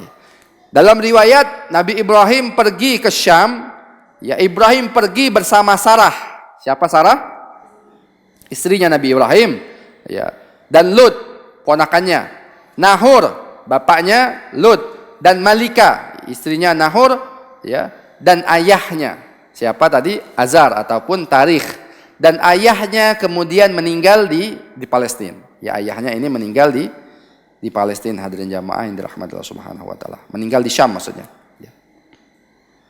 Nah, hadirin jamaah sekalian, sebagaimana yang saya ucapkan tadi di awal, penduduk Babilonia itu menyembah berhala, sedangkan penduduk Syam itu penyembah bintang-bintang. Nah, ayat yang menceritakan ya tentang wa kadzalika nur, ya, tentang Nabi Ibrahim itu ditentukan oleh Allah Subhanahu wa taala matahari, bulan dan bintang. Itu bukan Nabi Ibrahim menyembah matahari, bulan dan bintang, tapi Nabi Ibrahim dari awal sudah menyembah Allah. Itu adalah triknya Nabi Ibrahim untuk mendebat kaumnya. Ya, jadi ketika mendebat ini, ya, Nabi Ibrahim punya trik untuk mendebat kaumnya, kenapa kalian jadikan bintang-bintang yang tidak ada manfaat ini, ya, sebagai Tuhan-Tuhan kalian. Wa kadzalika nuri Ibrahim malakutas samawati wal ardi yakuna minal muqinin. Dan demikianlah kami perlihatkan kepada Ibrahim tanda-tanda keagungan, ya, yang di langit dan di bumi, ya, agar Ibrahim itu termasuk orang-orang yang yakin. Falamma janna alaihi lailu, ya, ketika malam telah menjadi gelap, ra'a kaukaba, maka Ibrahim melihat bintang, qala hadza rabbi, kemudian berkata, ini adalah Tuhanku. Falamma afala, dan ketika dia sudah hilang, qala la uhibbul afilin, sesungguhnya aku tidak mencintai sesuatu yang tenggelam. Falamma ra'al qamara, ketika melihat qamar, ketika melihat bulan, bazighan, ya, yang terang, qala hadza rabbi, kemudian dia mengatakan, ini adalah Tuhanku. Qala falamma afala, dan ketika dia telah tenggelam, qala la illam yahdini rabbi la akunanna minal qaumid dhalin, ya, kalau Tuhanku tidak memberikan aku hidayah, niscaya aku termasuk orang-orang yang tersesat. Falamma ra'a syamsa, dan ketika melihat matahari, bazighatan, ya, matahari itu terbit, qala hadza rabbi, ini adalah Tuhanku. Hadza akbar, ini lebih besar. Falamma afalat, dan ketika dia terbenam, qala ya qaumi inni bari'um mimma tusyrikun, wahai Tuhanku, aku berlepas diri dari apa-apa yang kalian syirikkan.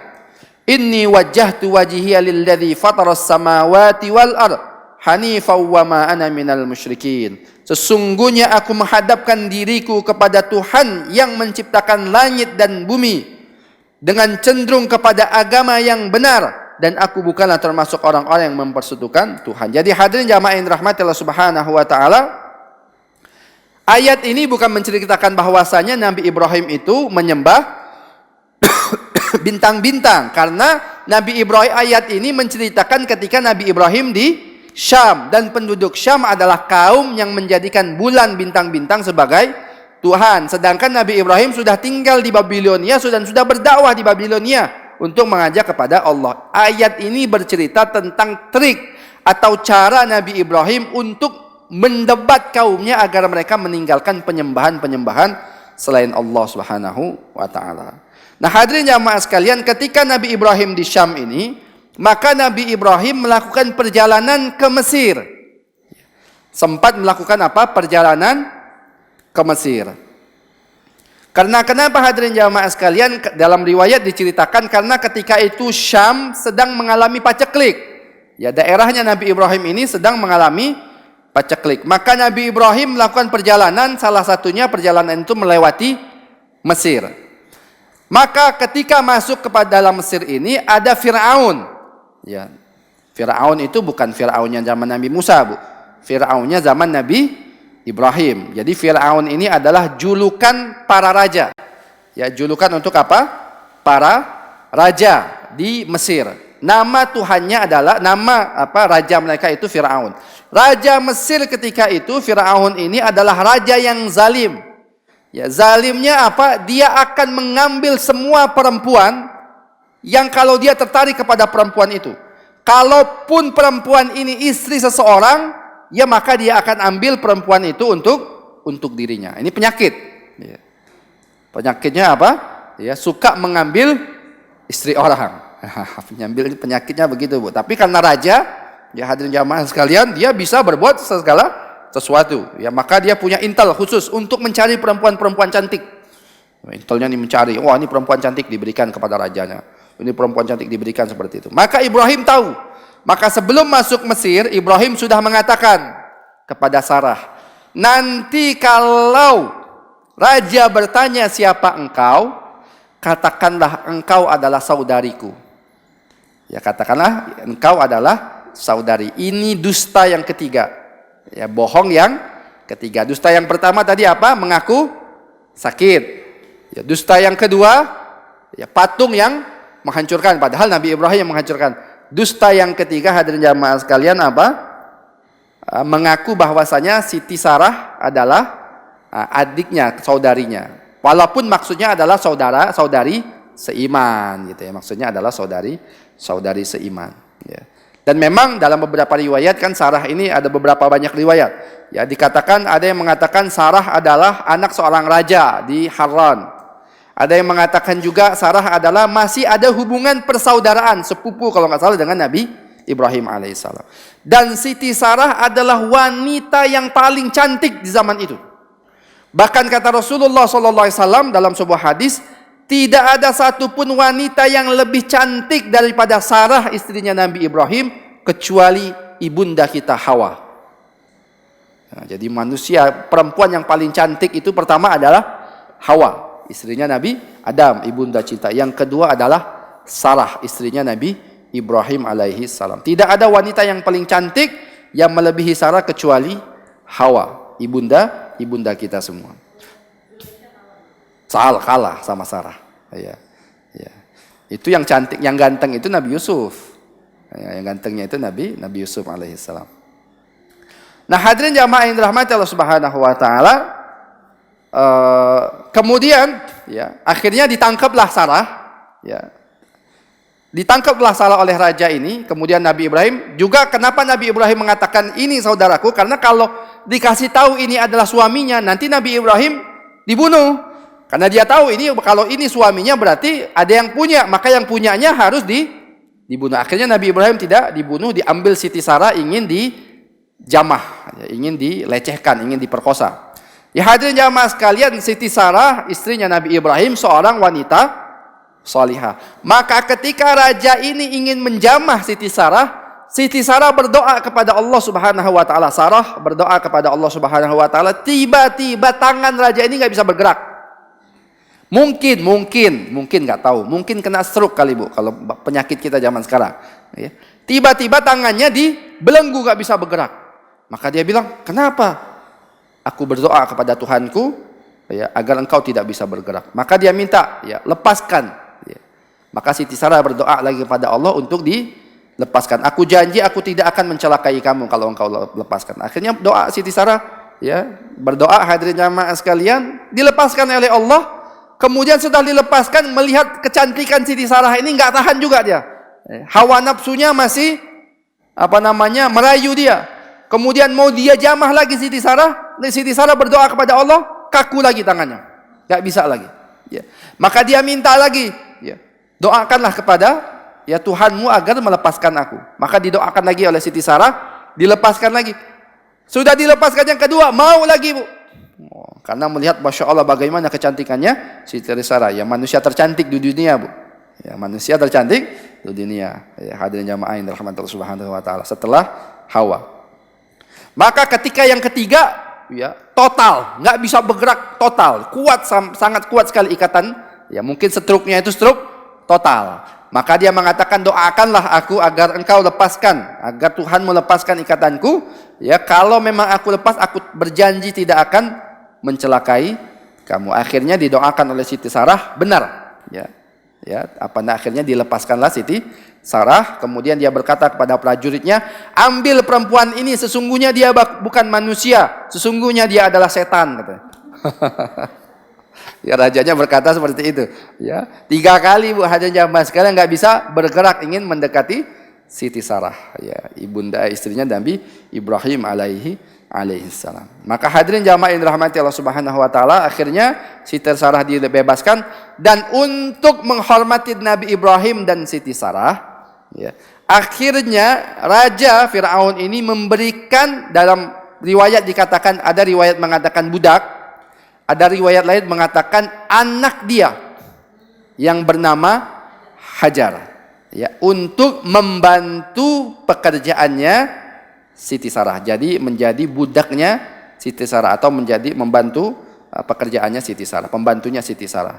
Nah, ini ada beberapa riwayat. Tapi kalau Syekh Saifur Rahman Al-Mubarakfuri di dalam kitab Ar-Rahiqul Maktum menekankan, dia lebih yakin dengan pendapat bahwasanya Siti Hajar itu adalah anak raja. Cantik. Fir'aun, orang Mesir, Kiptiah, ya, putih. Ya, orang putih, orang Mesir itu kan aslinya orang putih, ya, cantik. Ya, diberikan kepada Siti Sarah, ya, untuk membantu urusannya Siti Sarah. Maka Nabi Ibrahim pulang kembali lagi ke Palestina. Ya, hadirin jamaah sekalian, bertahun-tahun menikah dengan Siti Sarah, tidak punya anak. Ya, bertahun-tahun tidak punya anak. Akhirnya kata Siti Sarah, karena tidak punya anak, tidak punya anak, padahal umurnya sudah tua, bahkan dikabarkan umur Nabi Ibrahim ketika itu sudah 86 tahun, tapi tidak punya anak.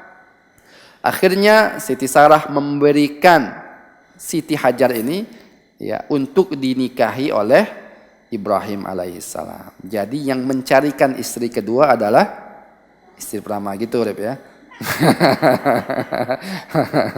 Itu sunnahnya Reb, ya. Jadi yang mencarikan istri kedua adalah istri pertama, yaitu Siti Sarah. Akhirnya dinikahin, dan kemudian, ya, tidak lama setelah itu Hajar mengandung, ya, punya anak bernama Ismail alaihissalam. Ketika Hajar mengandung, maka cemburulah Siti Sarah. Ya, ketika Hajar mengandung mempunyai kelebihan daripada dia, maka cemburulah Sarah. Ya, Sarah ini solihah nggak Bu? Solehah, tapi namanya perempuannya begitu Bu, ya, masih tetap ada rasa cemburu. Sebagaimana Siti Aisyah radhiyallahu anha, istrinya Rasulullah, solehah, ya, wanita zaman kita nggak ada apa-apanya sama Aisyah radhiyallahu anha, tapi cemburu.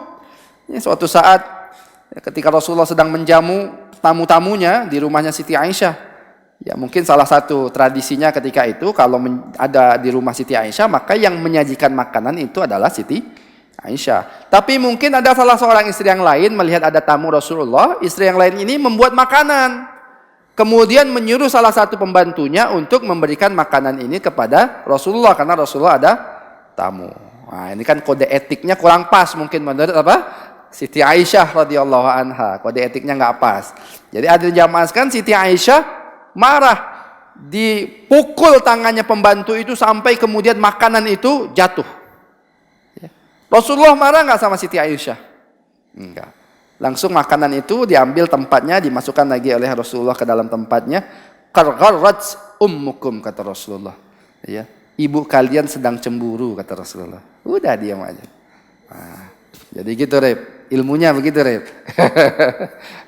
Jadi hadirin jamaah yang dirahmati Allah Subhanahu wa taala, Siti Sarah ini wanita yang solihah, tapi ketika melihat ada kelebihan yang diberikan oleh Allah kepada Siti Hajar alaihissalam, hadirin jamaah sekalian, ya, maka ada sifat cemburu Siti Sarah kepada Siti Hajar ini. Maka akhirnya sampai kemudian bernazar Siti Hajar akan memotong 3 bagian tubuh Siti Hajar. Wah, cemburunya bukan main-main Ibu.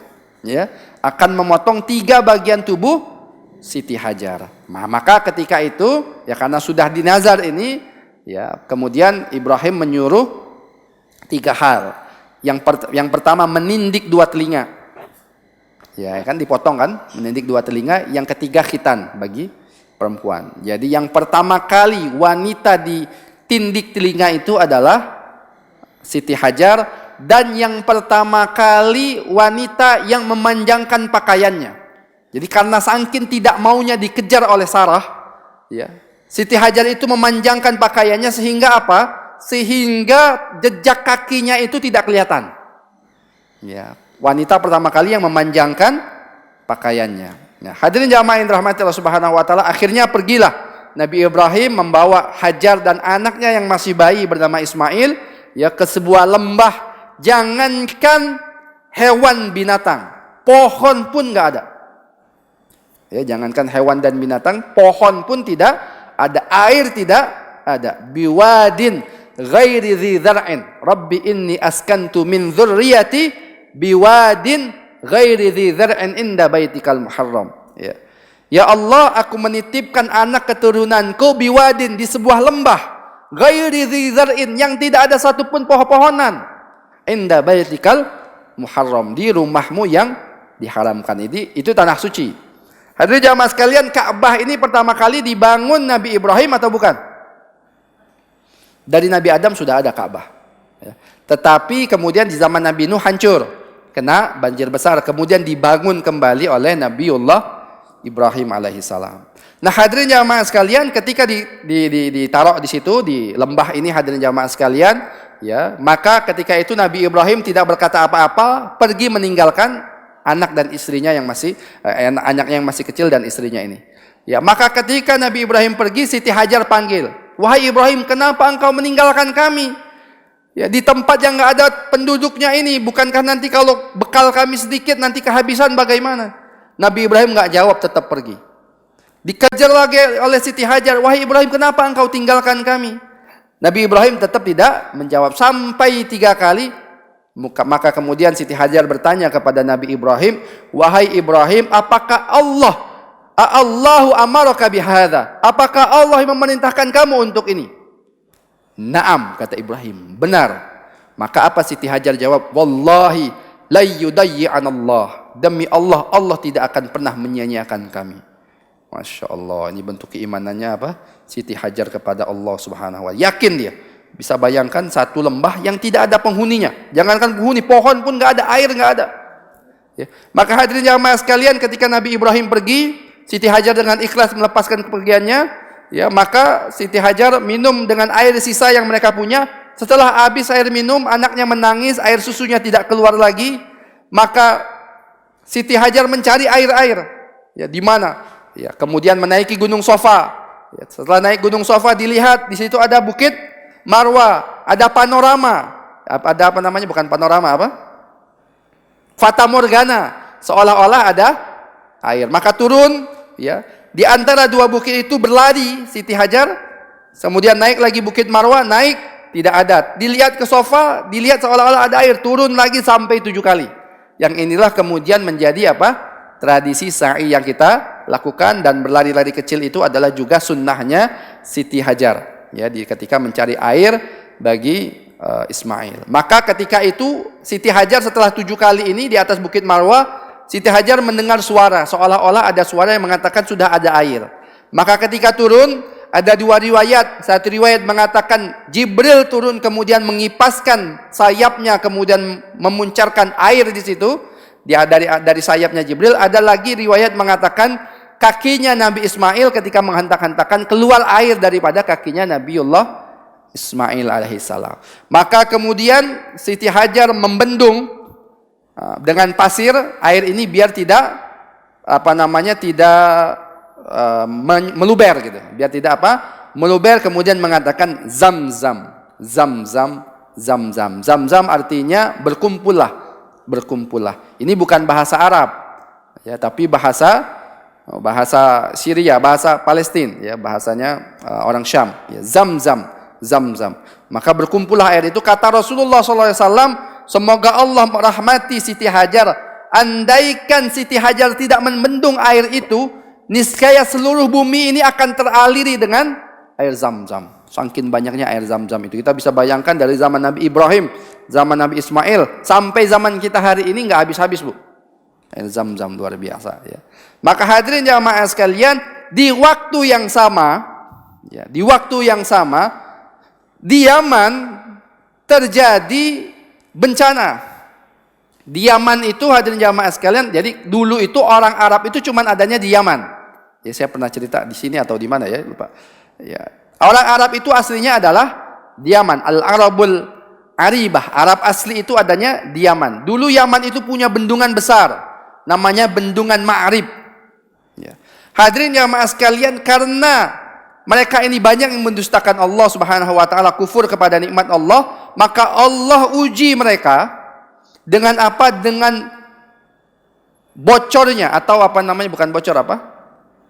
Pecahnya bendungan ini, sehingga hancur bendungan ini hadirin jamaah sekalian, yang menyebabkan kekeringan di mana-mana, ya, kesusahan air mereka. Yang dulunya makmur, ya, orang-orang Arab ini dulunya makmur, ada bendungan itu kemudian hancur. Allah Subhanahu wa taala ceritakan kisah ini dalam surat Saba.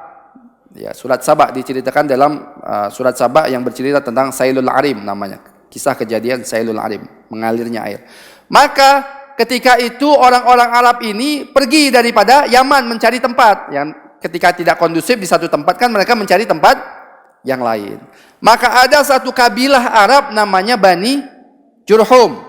Bani Jurhum melakukan perjalanan menuju Syam. Syam itu satu kawasan yang memang dari zaman dahulu adalah kawasan yang makmur, subur. Maka mereka melakukan perjalanan ke Syam. Sebelum sampai ke Syam, maka dari jauh mereka melihat ada burung yang bertengger, banyak burung di atas suatu tempat. Maka mereka mengatakan kalau ada burung di situ pasti ada air. Ya, tidak mungkin, padahal mereka tahu sebelumnya ini lembah ini nggak ada air. Tapi kenapa ada burung? Pasti ada. Akhirnya diutuslah beberapa orang hadirin jamaah sekalian, diutus, ternyata benar ada air di situ dan ada Siti Hajar dan anaknya yang masih bayi bernama Ismail alaihi salam. Maka hadirin jamaah yang dirahmati Allah Subhanahu wa taala, akhirnya kabilah Jurhum ini datang ke situ minta izin kepada Siti Hajar untuk tinggal bersama Siti Hajar di sekitar Zamzam. Ya, di sekitar Zamzam. Ya, maka akhirnya Bani Jurhum ini tinggal di situ dan anak perempuan mereka nanti menikah dengan Nabiullah Ismail alaihissalam, dan dari keturunan inilah kemudian sampai kepada Nabi kita Muhammad sallallahu alaihi wasallam. Ini saja berkaitan dengan Nabi Ibrahim sesi pertama. Ya, nanti kita lanjutkan mungkin 2 minggu yang akan datang ya tentang Nabi Ibrahim sesi kedua. Ya, berkaitan juga dengan anaknya Nabi Ibrahim yaitu Nabi Ismail alaihissalam dan Nabiullah Ishak alaihissalam. Jazakallah khairan katsira. Mudah-mudahan bisa kita ambil manfaat, menambah iman dan ilmu kita, dan menambah keyakinan kita kepada Allah Subhanahu wa taala. Sebelum saya tutup, kalau ada yang ingin ditanyakan silakan, Bu. Cukup? Cukup ya?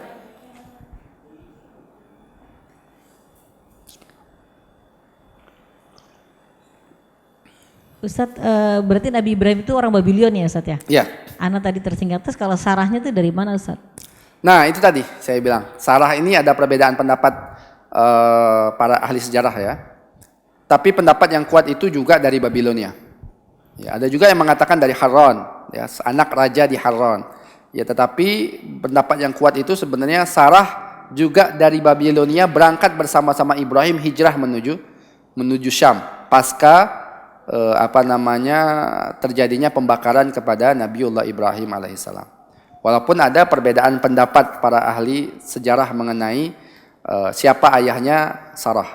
Ya itu terus kalau Namrud itu di Babilonia. Babilonia. Ya, di Babilonia ya Iya. Ustadz ya. Terus kalau peninggalan Namrud terus sama pembakaran yang tempat Nabi Ibrahim itu masih ada nggak saat ini Ustadz ya? Saya rasa kalau bekas-bekas kerajaan Babilonia dulu kabarnya ada. Salah satunya adalah Taman Gantung katanya di Irak. Tapi sekarang sudah banyak hancur setelah invasi Amerika ke Irak. Oh jadi Babilonia itu di Irak ya Ustadz ya? Iya, Babilonia itu di Irak. Ya, dulu masih ada peninggalannya itu namanya Taman Gantung. Ya, nggak tahu itu gimana bentuknya, tapi katanya bentuknya itu adalah Taman Gantung. Ya mungkin kayak istana-istana gitu ya. Karena beberapa tempat sekarang juga banyak peninggalan-peninggalan kerajaan-kerajaan lama. Terus, ya, terus Nabi Ibrahim ini keturunan dari anaknya Nabi Nuh yang siapa Ustadz? Sam ya? Sam. Sama seperti Nabi orang Arab, Nabi Hud dan Nabi Saleh. yaitu dari keturunan Sam. Jadi bangsa Arab, bangsa Babilonia itu satu keturunan dari Sam. Nanti Ham itu kalau salah bangsa Eropa. Ya, bangsa Eropa Syam itu dari keturunan Ham. Sedangkan Yafith itu menjadi bangsa Habasyah, bangsa Ethiopia. Jarak antara Nabi Nuh ke Nabi Ibrahim itu berapa tahun tuh Ustaz? Sekitar 1000-an tahun. Di sini ada sih, Bu. Sebentar ya. Ini aja ya. Ibrahim itu dilahirkan pada tahun 200. Beliau Ibrahim bin Tarikh 250 tahun, bin Nahur 148 tahun, bin Saruh 230 tahun masa hidupnya. Raguh 239 tahun. Bin Saruh 230 tahun masa hidupnya. 29 tahun. Raguh 239 tahun. Raguh 230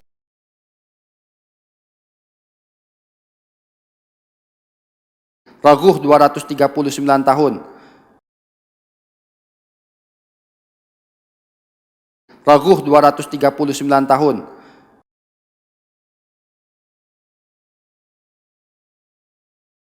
Tahun. Raguh 239 tahun. Raguh 230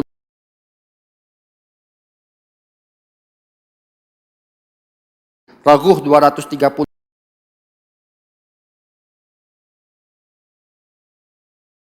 Raguh 230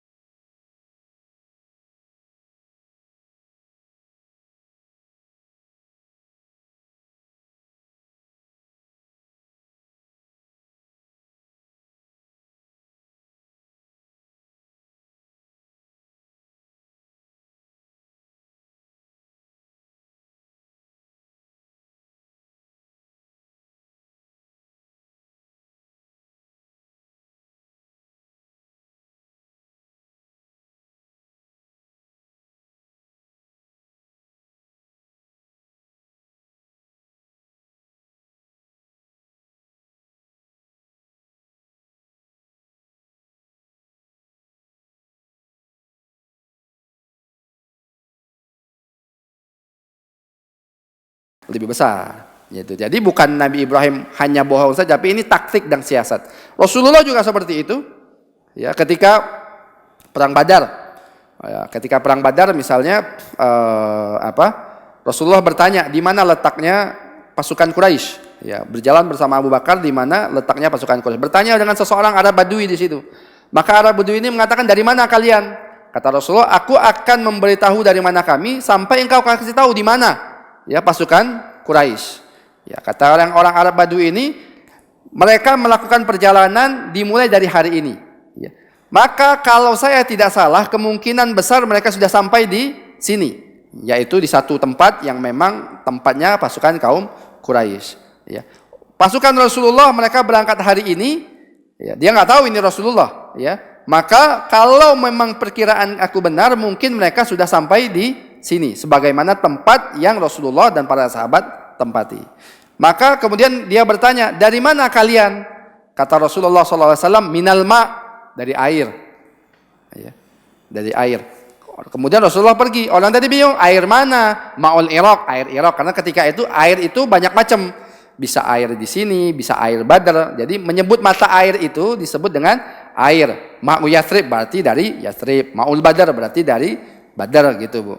Ya. Atau Rasulullah juga tidak berdusta tapi mengambil ayat Allah, wa ja'alna likulli minal ma' hayy, dan sudah kami jadikan dari air itu sebuah kehidupan. Ya, artinya ini adalah taktik dan siasat gitu. Dan kalau memang ada manfaatnya berbohong seperti itu diperbolehkan. Kalau kita melihat manfaatnya lebih besar daripada mudaratnya. Begitu juga dengan Nabiullah Ibrahim alaihi salam. Begitu, Bu, ya.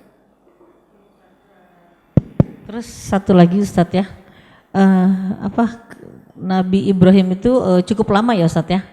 Cukup lama ya. Tapi kalau kita lihat dari ada filmnya Ustadz, Qadarullah tuh pernah anak nonton filmnya tentang Nabi Ibrahim. Di situ kan diceritakan tentang Azar, ya kan? Azarnya itu omnya. Jadi bapaknya dari Nabi Lut, gitu kan ya Ustadz ya. Yang belum istilahnya yang belum menyembah Allah gitu ya Ustadz ya, yang pembuat patung. Tapi kalau dari kisah lain yang Ana pernah baca, Azar itu adalah bapaknya Nabi Ibrahim. Jadi kalau sama Nabi Lut itu adalah keponakan. Nah, yang Ana mau tanyakan mana yang benar, apakah itu bapaknya atau omnya Nabi Ibrahim? Ya. Itu satu ya Ustadz ya. Lalu yang tentang Nabi Ibrahim juga yang kedua, kalau Ana lihat dari film atau nggak dari pernah baca, tidak nampak bahwa Nabi Ibrahim tuh berdakwah gitu Ustadz ya. Kalau Nabi Musa kan ada ya, dia berdakwah dan kita lihat umatnya gitu Ustadz, yang membangkang, yang patuh gitu Ustadz ya. Kalau Nabi Ibrahim, Ana belum pernah baca atau belum pernah dengar ada umatnya Nabi Ibrahim gitu loh Ustadz, yang didakwahi oleh Nabi Ibrahim. Itu dua pertanyaan itu Ustadz. Ya. Jadi yang pertama tadi siapa ayahnya Nabi Ibrahim? Memang tadi saya cerita di awal ada perbedaan pendapat di antara para ahli sejarah. Yang pertama mengatakan tarikh, bapaknya itu namanya Tarikh tapi punya julukan Azar.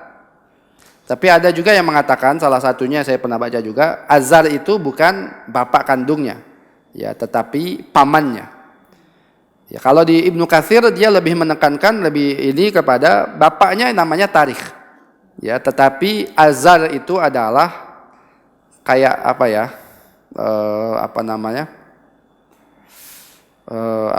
julukan gitu, Bu. Julukan yang diberikan oleh kaumnya kepada bapaknya. Gitu. Jadi dan bapaknya memang kufur. Bapaknya Nabi Ibrahim itu kufur. Dan cerita dakwah, berkaitan dengan dakwah Nabi Ibrahim. Nabi Ibrahim berdakwah ya kepada kaumnya tadi, ya, salah satunya menghancurkan berhala, kemudian kepada ayahnya menggunakan kata ya abati, wahai ayahku, wahai ayahandaku, begitu. Nah, hadirin yang dirahmati Allah Subhanahu wa taala, dan Nabi Ibrahim juga berdakwah di Syam bagi orang-orang yang menjadikan bulan-bulan dan bintang ini sebagai Tuhan, didakwahi oleh Nabi Ibrahim alaihissalam. Nah, memang hadirin jamaah sekalian, kisahnya tidak berlanjut lagi. Ya, ada, itu kan kemudian di Mekah kan Nabi Ismail kan Islam. Nabi Ismail nikah dengan orang Arab yang semuanya dulu Islam. Sampai kemudian datang seseorang yang merubah agama Nabi Ibrahim dan Nabi Ismail. Namanya adalah Amru bin Luhai al-Khuzai dari Bani Khuza'ah. Ini seorang yang pertama kali membawa berhala-berhala ke tanah Arab. Namanya Amr bin Luhai al-Khuzai. Nanti kalau kita bicara sejarah tentang bagaimana bangsa Arab, ya, dahulu Bani Jurhum di Mekah itu sempat terusir daripada Mekah, digantikan oleh Bani Khuza'ah namanya. Bani Khuza'ah, salah satu pemimpin mereka adalah Amr bin Luhai. Nah, Amr bin Luhai al-Khuzai ini awalnya seorang tokoh masyarakat, orang soleh. Tapi ketika dia pergi ke Syam, dia melihat orang Syam menyembah berhala, maka dia bawalah berhala-berhala ke Syam, dari Syam itu untuk disembah oleh penduduk Mekah.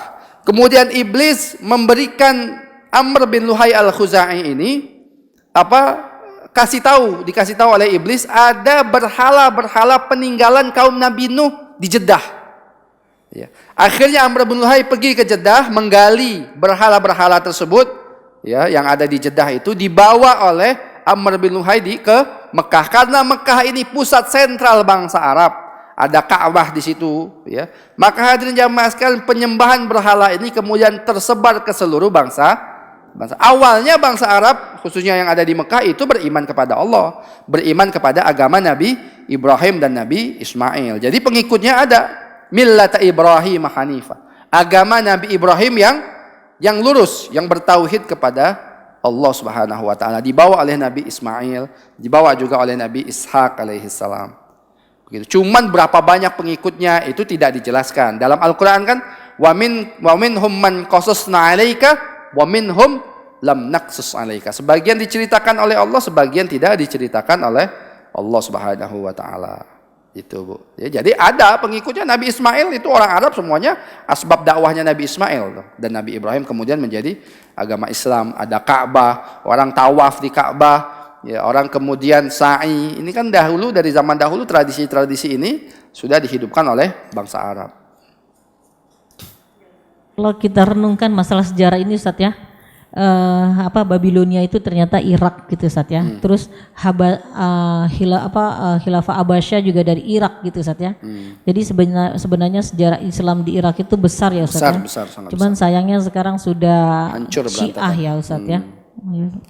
Ya, banyak ini akhir zaman ya Bu ya. Jadi Islam kemudian hancur berantakan.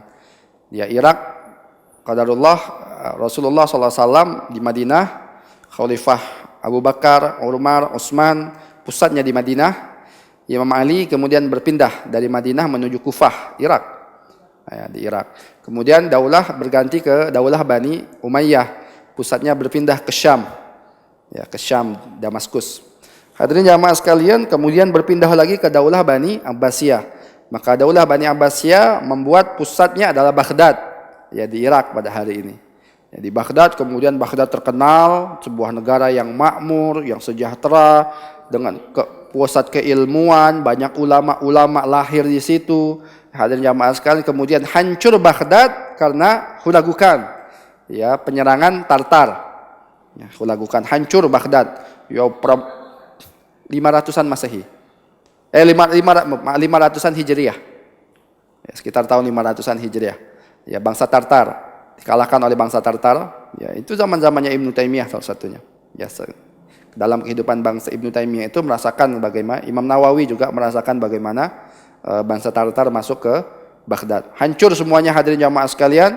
Ya, perpustakaannya itu sampai dibuang buku-bukunya ke sungai, sampai sungai menjadi hitam. Ya, iya, Masya Allah, itu perpustakaan yang begitu besar di zaman itu. Iya, zaman itu Eropa belum ada apa-apa. Bahkan kan ditemukan surat ketika Islam. Nah, ketika khilafah Bani Abbasiyah di Baghdad muncul, Bani Umayyah kemudian kan berlari daripada Syam. Sebagian anak keturunan dari Bani Umayyah namanya Abdurrahman Ad-Dakhil itu berlari ke Andalusia, Spanyol. Maka dia membuat daulah Bani Umayyah kedua di situ, ya, di Andalusia. Maka Andalusia juga menjadi pusat ilmu.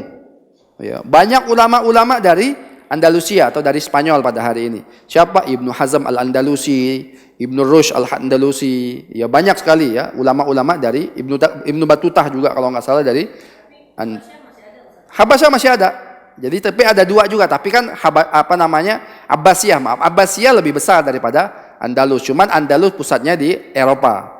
Nah, pusat keilmuan, bahkan ada surat, ya, ditemukan, saya pernah baca surat yang tulisan yang ditulis oleh Dr. Taufik Al-Wa'i, salah seorang pemikir Islam dari Mesir, menulis, ya, ada surat Raja Georgia di Inggris mengirimkan surat dengan 2 orang anaknya agar dididik di Andalusia. Jadi Raja Georgia di Inggris itu mengirimkan 2 orang anaknya agar dididik, karena di zaman itu pendidikan terbaik itu ada di Andalusia. Masya Allah. Maka kata Dr. Taufik Al-Wa'i mengatakan, hakadha kunna, seperti inilah zaman kita dahulu. Wa mata na'ud, kapan kita akan kembali seperti itu? Ya, di 500-an tahun. Ya, kemudian Andalusia juga hancur, ya, dikarenakan serangan bangsa Spanyol, hadirin jamaah sekalian. Ya, kemudian ya kekhilafahan Islam berganti di Turki. Ya, di Turki. Khilafah Turki Utsmani yang didulukan oleh seorang bernama Utsman, ya Utsman yang pertama. Ya, salah satu keturunannya adalah Muhammad Al-Fatih, ya, yang kemudian mampu membebaskan Konstantinopel atau Istanbul. Ya. Sulaiman Al-Qanuni setelah itu, setelah raja yang paling terkenal daripada Sultan Turki Utsmani adalah Sulaiman namanya, Sulaiman Al-Qanuni. Ya, raja yang terbesar yang sangat ditakuti di zaman itu. Makanya saya tadi bercerita, ya, andaikan kata khilafah itu masih ada, kekuatan Islam masih kuat sebagaimana zaman dahulu, maka mungkin Islam akan langsung menggempur India yang kemarin membunuh saudara kita Muslim di sana. Ya, tapi sayang Islam sudah tidak mempunyai kekuatan sebagaimana Islam dahulu. Saya pernah cerita di mana ya, di sini atau di mana ya, tentang bagaimana satu orang wanita muslimah aja yang dihinakan di Amoria, kemudian khilafah Abbasiyah dipimpin oleh Al-Mu'tasim Billah mengirim pasukan untuk membebaskan satu wanita muslimah. Ya. Tapi sekarang puluhan di India, Masya Allah, dibunuh, dibakar, masjid, rumah, ya, luar biasa. Tapi kita nggak bisa berbuat apa-apa. Insya Allah hari Jumat ada demonstrasi di depan kedutaan India untuk menentang, ya, kekejaman Hindu di India. Wal'iyadzubillah, kita berlindung kepada Allah. Tapi memang musyrik seperti itu, Bu. Ya. Allah Subhanahu wa taala berkata, "Wala tajidanna asyaddan nasi 'ala adawatan lil ladzina amanu." Ya. Al-Yahud walladzina asyraku. Orang yang paling memusuhi orang Islam itu, kata Allah, yaitu orang-orang Yahudi dan orang-orang musyrik. Nah, kita akan melihat, ya, orang musyrik itu pasti akan memusuhi kaum muslimin. Ya, dimanapun tempat. Ya, apa namanya? Al-kufru millatun wahidah, kata Rasulullah. Kekufuran itu satu agama. Mau dia Hindu, mau dia Buddha. Di Rohingya Buddha, di India Hindu. Ya, dan di Palestina, di Cina, Buddha, dan semuanya, ya, untuk menghancurkan saudara-saudara kita. Kemudian di mana? Di Palestina, Israel, Yahudi. Jadi memang orang yang paling membenci agama Islam itu adalah alladzina asyraku walladzina, yaitu orang-orang yang musyrik dan orang-orang yang beragama Yahudi.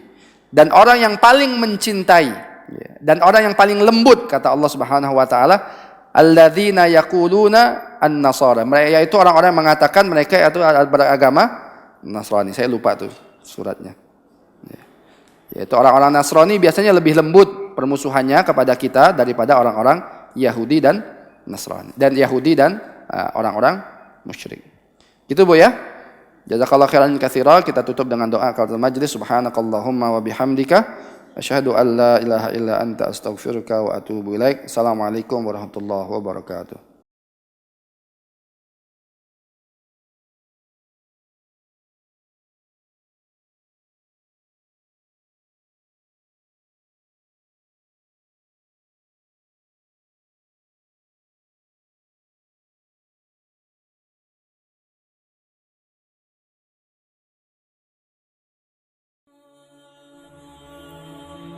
Bantu yuk operasional Rumah Dakwah Al-Hujah dan terselenggaranya kajian serta dakwah Al-Hujah dengan menjadi donatur tetap setiap bulan berinfak Rp30.000. Dengan infaknya setiap bulan Rp30.000, insya Allah akan membantu dakwah Al-Hujah dan jadikan ini amalan yang istiqomah yang dilakukan terus-menerus atau kontinu. Allah mencintai amalan yang istiqomah walaupun sedikit. Terus istiqomah setiap bulan, jangan berhenti, karena Allah mencintai hambanya yang istiqomah. Dan insya Allah ini akan menjadi amal soleh jariah dengan menyebarnya ilmu yang bermanfaat. Yuk salurkan amalan istiqomahnya setiap tanggal 3 setiap bulannya melalui Bank Sentral Asia dengan nomor rekening 27660155554 atas nama Dedi Harveni, dan Mandiri Syariah dengan nomor rekening 7102286299 atas nama Dedi Harveni.